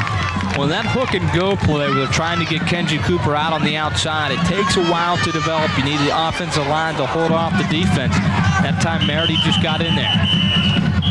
Whistles blow once again. We're going to have a timeout on the action. Another equipment timeout for Gibbs. Of course, we have another good one next week. Osceola, undefeated. It's Battle Seminole, who's hot of late as well. They've won 3 in a row. The playoffs November 18th. On the option, it's Cooper. Makes a nice catch to hold on, but he's going to be tackled for a loss on the play. Largo headed in the wrong direction right now as the clock continues to tick away. It's Gibbs' ally now. Great play here by the Gibbs defense to string out this run. Number 33, Avery Tucker right there. Cooper makes a nice catch here, but Tucker's right there. And he's joined by number 40, Frank McDermott. Injured player down on the field as he comes off to the sidelines. It's Jay Daniel and Ryan Burr bringing you the action on this Friday night. Score was 14-14 at halftime. Gibbs has put 13 points on the board here in the second half. Shaun King is responsible for both. He took one in on the quarterback keeper, threw the other one to Alvin Jones.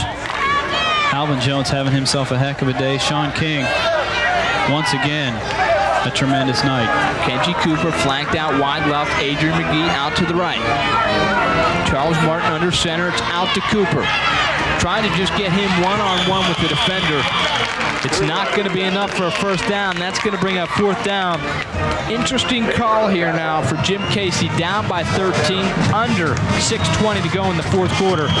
Not much of a decision to make. No, you definitely have to go for it here. Here you see Martin rolls out, or steps back, I should say. It's Cooper for the quick out. The number 44, Eric Kruk, there to bring it down. Clock continues to tick. Under 6 minutes to play in this football game. 27-14, Gibbs out in front. Fourth down and 2. Cooper is the eye and tail. And somebody came off the line a little bit early. Don't want to speculate. We've seen this call go a couple different ways tonight. And this I got a one's dead ball. False start on the offense.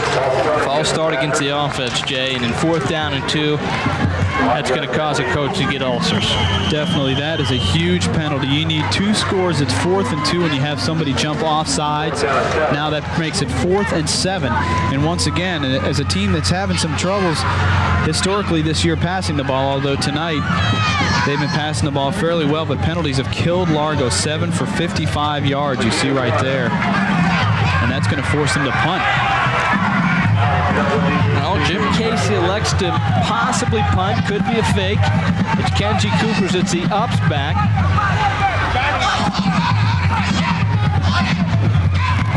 And they're going to kick it away. McGee kicks it off. High one. Jones is back to receive it. He's going to take it at about his 46-yard line and run the wrong way. Gets it back over and be tackled at about the 50-yard line.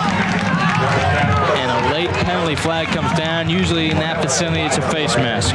That's what it looked like. There's another penalty right there. Once again, it looks like another unsportsmanlike. That could be on number 50, Fred Scott, for Gibbs. A nice play by number 51, Seamus Ornelas, bringing Alvin Jones back, down there after just a short gain. We'll have to see what this penalty is. Jay, a little surprised that with under 6 minutes to play in this game that Coach Jim Casey elected to kick the ball away? I think so. I mean, in a situation like that. Clipping against the Gladiators. That's the first penalty. We were several penalty flags down. That appears to be what both officials saw. That's going to march Gibbs back inside their own 40-yard line, called about the 36. Dead ball. Personal foul on the offense. See if we can't catch it here, Jay. Here you see Ornelas brings him down, and you see number 50, Fred Scott, come in there with a late hit from behind, and that's what drew the flag. Alvin Davis, fourth quarter, big game, big plays. That's going to march his Gladiator offense back. And a second call is going to bring this ball back. Another 15-yard penalty is going to bring it back to about the 35, 36-yard line. Interesting situation there. A dead ball penalty on the Packers gives that 15 yards back, but you still had the original penalty that brought him back from the 50 to the 35. So Shaun King and company will come back under center here in the fourth quarter. Now under 5 minutes to play. Largo's got to come up with some defense here. They're going to run the ball to Parker. He's across the 40 and slips down at about the 44-yard line. Richard Parker just having a whale of a game, the game of his career. He really is having an excellent game, but a lot of the credit has to go to that Gibbs offensive line. They're opening up huge holes, reminiscent of what the Largo offensive line was doing in the first half. The Gibbs offensive line opening up big holes right up the middle, and you have to think maybe that Largo defense is getting a little tired as the game goes on here. Gibbs now getting a chance to get their senior Benny Ziegler in. They give it to Ziegler. No, King's going to keep it. So option to Alvin Jones. And he's going to be tackled down for a big loss on the play. Tackled by Cooper. But Kenji Cooper in to make the stop. That's what Largo needed, a defensive injury now. Players down on the field. That's going to stop the clock, which is good for Largo. Down by 13, under 4 minutes to play. But they're continue to push Gibbs back. Coming up this Tuesday, this game plus many more. with me, your host, Sports Report. See, it airs at 5:30 on Tuesdays. It also airs Wednesday at 8 o'clock. Have a lot planned for that show. Be sure to be there. Have this game, have a big game at Eastlake against Springstead. Very pivotal in the playoff race in District 5A7. We'll have all the highlights, all the action, all the scores from around the area. The big story now, though, is Gibbs up by 13 with under 4 minutes to play. Largo's got to come up with a turnover. Largo definitely needs a turnover here. They're down by 2 scores, as you said, under 4 minutes to go. They need to make something happen here, or their season could basically be over. Now, the total yards are pretty darn close, considering it's a 13-point ball game. There's your clock in the corner of the screen. King's going to throw it. Screen pass to Jones. He's got some blockers out there. He's across the 40 and dragged down from behind. He almost lost the football, Jay. Solid squirt out of there. He was able to hold on. Largo's going to call a timeout to preserve some of this clock. Super play by Seamus Ornelas right there. With Shaun King, it's a good play call, 3rd down. You don't want to put the ball in the air and risk a turnover, so they throw the safe screen pass. Jones hauls it in, and there you see Ornelas just flat out hustled, drags him down from behind, and that's why he leads the team in tackles coming into tonight. Look at that scour on his face. You can see why he's a team leader on defense. And he's not that big of a guy, under 6 foot. He only weighs 175 pounds, but he's the kind of kid that just goes out there and hustles every single play. And when he hustles like that, he's the guy that's making a lot of the plays on the defensive side of the ball for the Packers. Next game we hope is just as exciting. Be sure to be tuned in next Friday night, 10 o'clock. The Seminole Warhawks versus the undefeated Osceola Warriors. Brian Oaks and myself will bring you that action next Friday night. 4th down, Gibbs now is going to kick it away. They need a big return from Kenji Cooper, who's back to receive for Largo. Matt back, the punter. Clean snap, kicks it high. Great hang time from Matt back. Cooper fumbles it, and this would appear that Gibbs is going to recover, and if that's the case, that's probably going to be all she wrote with under 4:30 to play now. Clock's now down to 3:31. Kenji Cooper's had some trouble returning kicks all night long. He has. He's bobbled nearly every kick that's come to him. He got lucky there and was able to fall back on that ball. But I'll tell you what, in a game like this, with 3.5 minutes to go, you cannot afford to let go. You cannot afford to drop the ball like that, and he was real lucky to get that ball back. I stand corrected. A great job on Kenji getting back on that football. Keeps possession for his team. The clock rolls under 3:15 to play. Going to have to put the ball in the air, you would think. Martin's going to throw it and overthrows McGee. The ball sails out of bounds, stops the clock, but that's not what they need. Even if he catches that, it's only good for about 5 yards, and the clock would still roll. They need big plays here, big yardage. Down 2 scores with just over 3 minutes to go in the ball game, and I'm not sure that a little sprint out pass or a little shootout pass in the flat there is what they need. They need to move the ball downfield, and they need to do it quickly.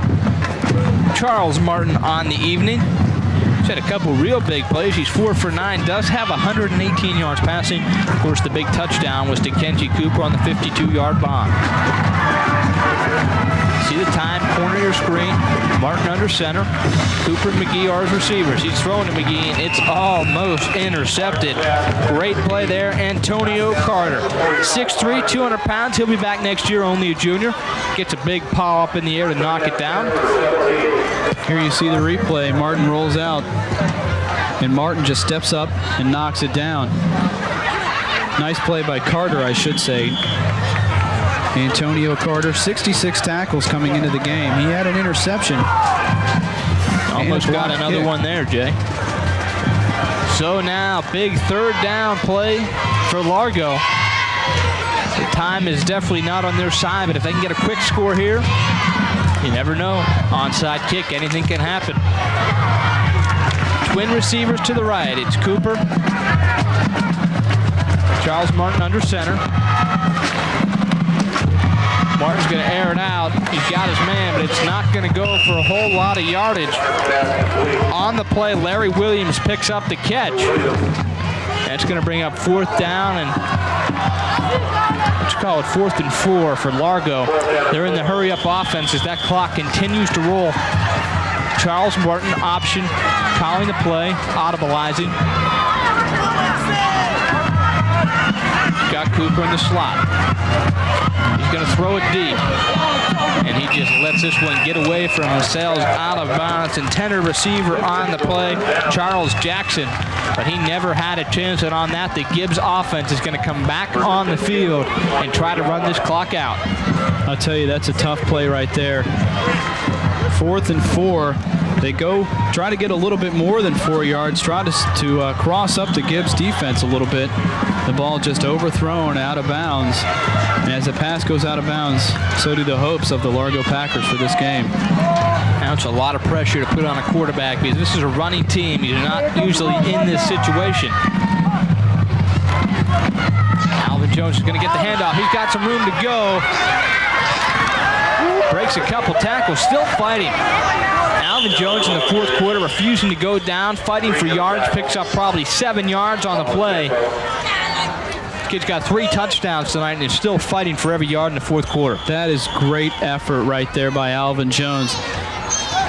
We take a second look at it. King drops back, just hands it off to him, a straight handoff, breaks a tackle there, and he's got some room to run, and just turns it back up the middle after breaking another tackle, keeps his legs driving, refuses to go down. Clock now under 2 minutes. Shaun King will come up under center to take this snap. He's going to throw it. He airs one out to the end zone. He's got his man, Matt, back, but just overthrows him. Within inches of putting another touchdown on the board was Shaun King, intended for Matt Back. That pass intended for Matt Back, just overthrown, but King took a shot on that play from the blitzing linebacker, number 5, Chad Green. There you see it right there. Just catches as the ball goes out of your screen. He took a real shot right there. And you hate to see an injury at this point in the game with the game all but wrapped up. 1:36 to play. Gibbs ahead by 13. Another timeout in the action. With that timeout, we'll take a timeout of our own with the score 27-14, Gibbs out in front. Welcome back. Finish up the game here at Largo High School. 1:36 left on the clock in this 4th quarter. Gibbs, a couple touchdowns in the 2nd half and put them out in front. 3rd down and 2 now for Gibbs. Shaun King once again in the shotgun at 3rd and 2. He's going to throw it. Throws it for Back, and it's almost intercepted. Back had it come out of his hands. A Largo defender appeared to have it, and then he dropped it. That'll bring up 4th down now for Gibbs. 4th down and 2. And it looks like Alvin Davis is going to try to kick a field goal here, get a new kicker some work. Matt Back, the usual kicker, he's going to bring on a new guy. Fred McDermott hasn't had a whole lot of work. McDermott not sure if he's the kicker or not. And Alvin Davis is going to pull him off and bring Matt back to kick again. And timeout is called by Gibbs. Not sure what to do, Jay. Looked like little Rudy was going to get his chance. It looked like a lot of confusion there. And now he's coming back out. He's got the tee. Maybe that was the problem. Can't kick the ball without a tee. Now maybe he's going to put it up. Shaun King on the night, 14 for 31, 166 yards and 3 touchdown passes. Another great night for him.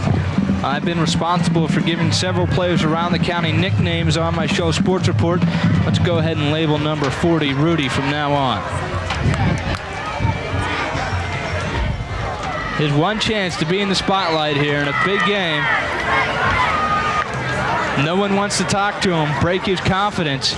He's got one thing on his mind, that's getting that ball through the field goal post. I'll tell you what, for your first kick, this is kind of a long one, 32 yards here. So Frankie McDermott on for the 32-yard field goal. Places down, the kick is up, the kick is good! Frankie McDermott, he's going berserk. He nailed it. Hats off to Frankie Rudy McDermott. comes on inside 2 minutes and nails a 32-yard field goal. A little icing on the cake there for the Gladiators. 5'9", 160. He is a senior. So you may have questioned why Alvin Davis elected to kick the field goal, but when you look at it, you see McDermott's a senior, hasn't had a whole lot of time to play this year. Get him on, get him a chance to get some points on the scoreboard. You can see Rudy, he knew it was good the whole way. Head down, no doubt about it. Popped it right through there. That was good from 35. There you see him, 5'9", 160. He's a senior. And a great moment for Frank McDermott. And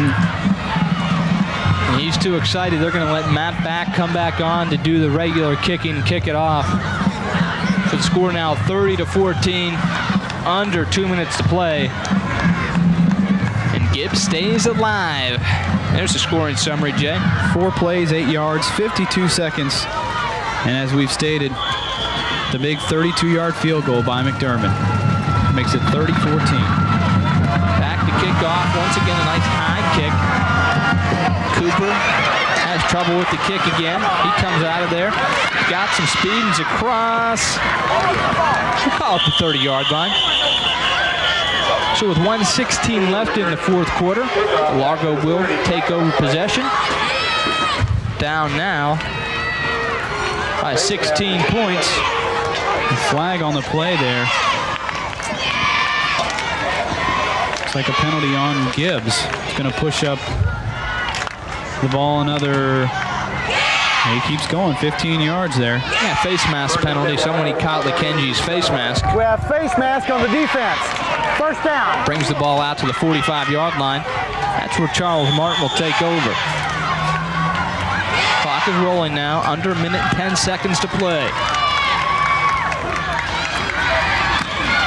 Martin's going to throw. He's got his man McGee across the 40, the 35, the 30, the 25, the 20. One tackle to go, or he would have gone the distance. He's inside the 20, down to about the 15-yard line. Outstanding bit of running here after he gets the ball by Adrian McGee. There you see the pass. Breaks a tackle there, makes a couple real nice cuts. He picks up some big yardage on that play. And on it, he goes down with injury. He's on the ground right now.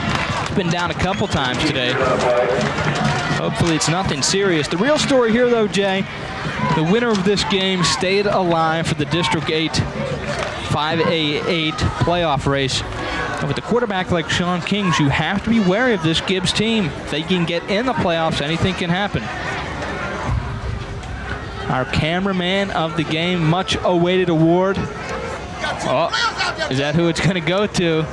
It's going to go to Eddie. Once again, Fast Eddie down on the sidelines. Oh, and Richie's going to get in there too. We got 2 cameramen of the game. Three-way tie. Dawn Henderson, cameraman / woman of the game. 4-way tie. Sean Carpenter up in the bucket. Hats off to him. He did a great job all night long. This is unprecedented.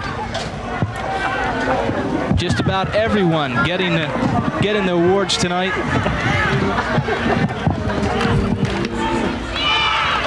He's going to air one out for the end zone. Cooper can't haul it in. So a 4-way tie for cameraman / camera woman of the game. Wait a minute.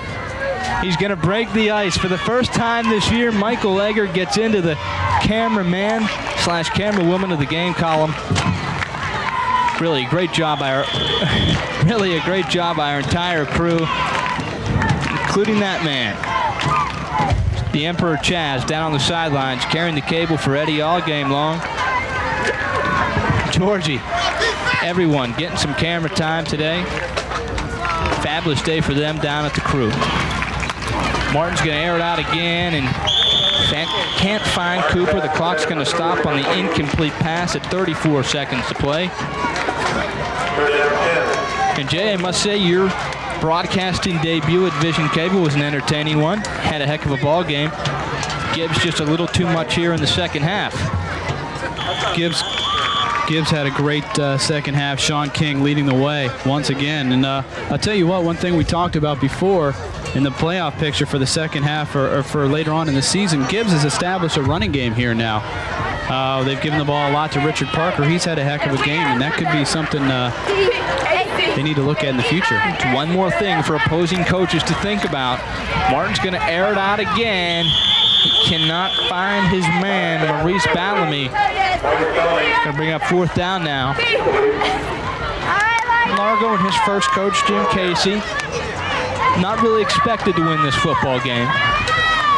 Gibbs comes in with a very highly talented offense. Largo looked good early, just kind of ran out of gas. Turnovers cost him here in the second half. That's definitely the case. Turnovers and some big penalties, too, cost Largo. You look back at when they jumped off sides there, 4th and 2. Next week, it's a big game. Seminole against Osceola will be there Friday, November 11th.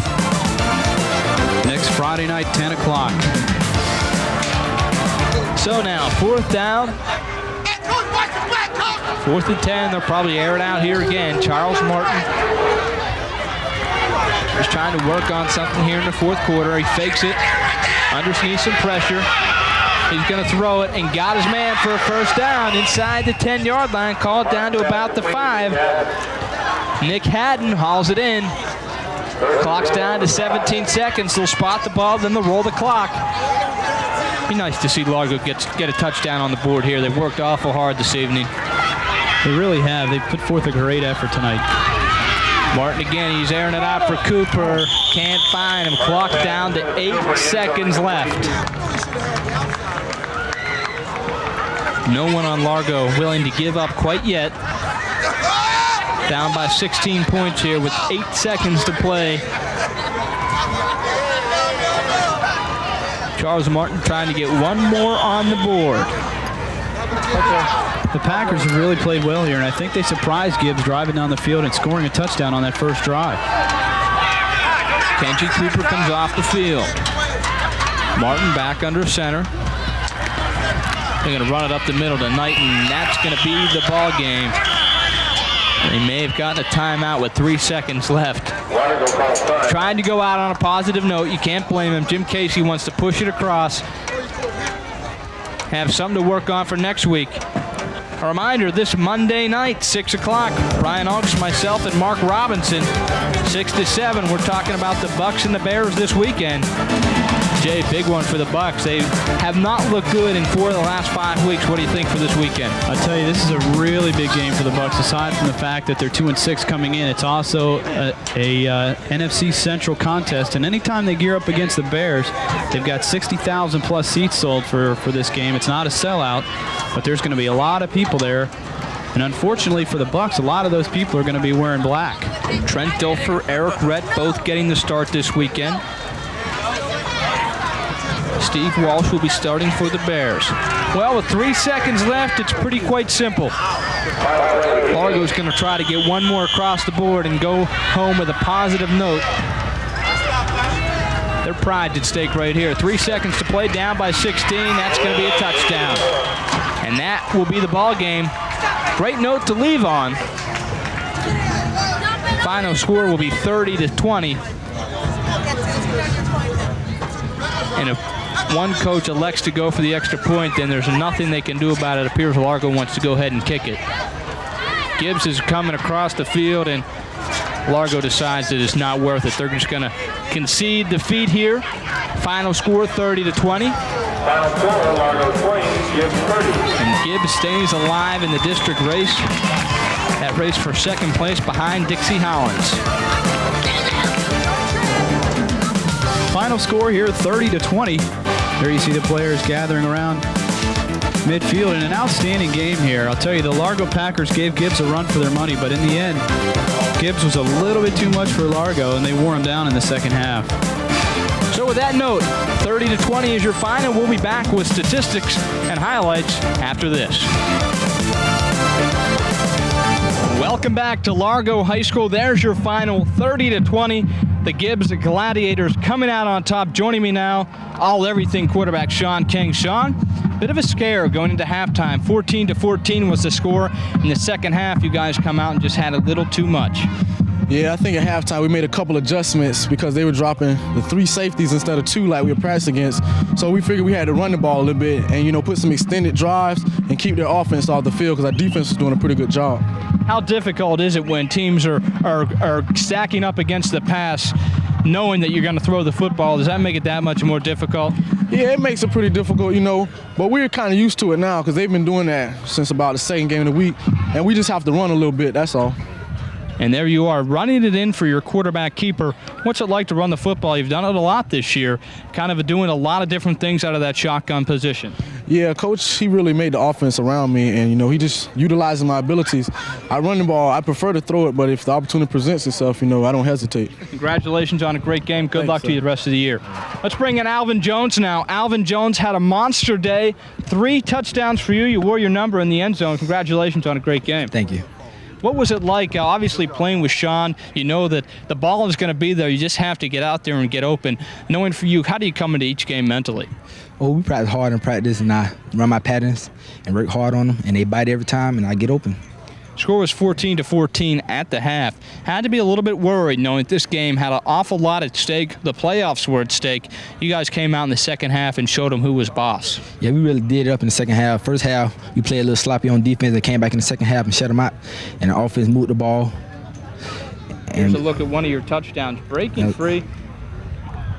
Actually, this would appear to be one of your runs. You also run the ball, you caught the ball, you did a lot out of that wide receiver position. You expect to be doing more of that throughout the season? Oh, yes. I work hard every position. I'm All-American everywhere. Just run, work hard in practice. That's okay, only a junior, Alvin Jones. Congratulations on a big win for you guys. And with that, we'll be back after this for the final highlights and statistics. We'll be back. Welcome back once again to Largo High School. 30-20 is your final. The Gibbs Gladiators winning this football game. Let's have a look at the highlights. Here you see, opening up the second half, Shaun King calls his own number, goes right over the big center, Justin Ortiz, for the 1-yard touchdown run. And Jay, turnovers played a very pivotal part of this game. Definitely. As you see here, right here, Largo turns the ball over, sets up Gibbs in great field position, and you cannot give Shaun King the ball there. Shaun King was awesome all evening long. No pass was better than this one to Alvin Jones. Beautiful touch pass to Alvin Jones. 3 touchdowns on the night for Jones. And Frank McDermott did the rest. He finished things up. But the exclamation point on this game, 30-20 was your final. The statistics, though, a little bit deceiving. Largo wins the total yards. Quite frankly, they won pretty easily. They won the total yards by 70 yards right there, but the big number right there, 2 turnovers for the Packers. And anytime you commit turnovers and penalties, it will cost you. As Shaun King said, they're still very much alive in the playoff picture. A reminder, next Friday night we will have Osceola and Seminole, and that should be a whale of a game as well. For my broadcast partner, Jay Daniel, producer Andy Pollock, and director Michael Henry, thanks for watching, and until next time, so long, everybody.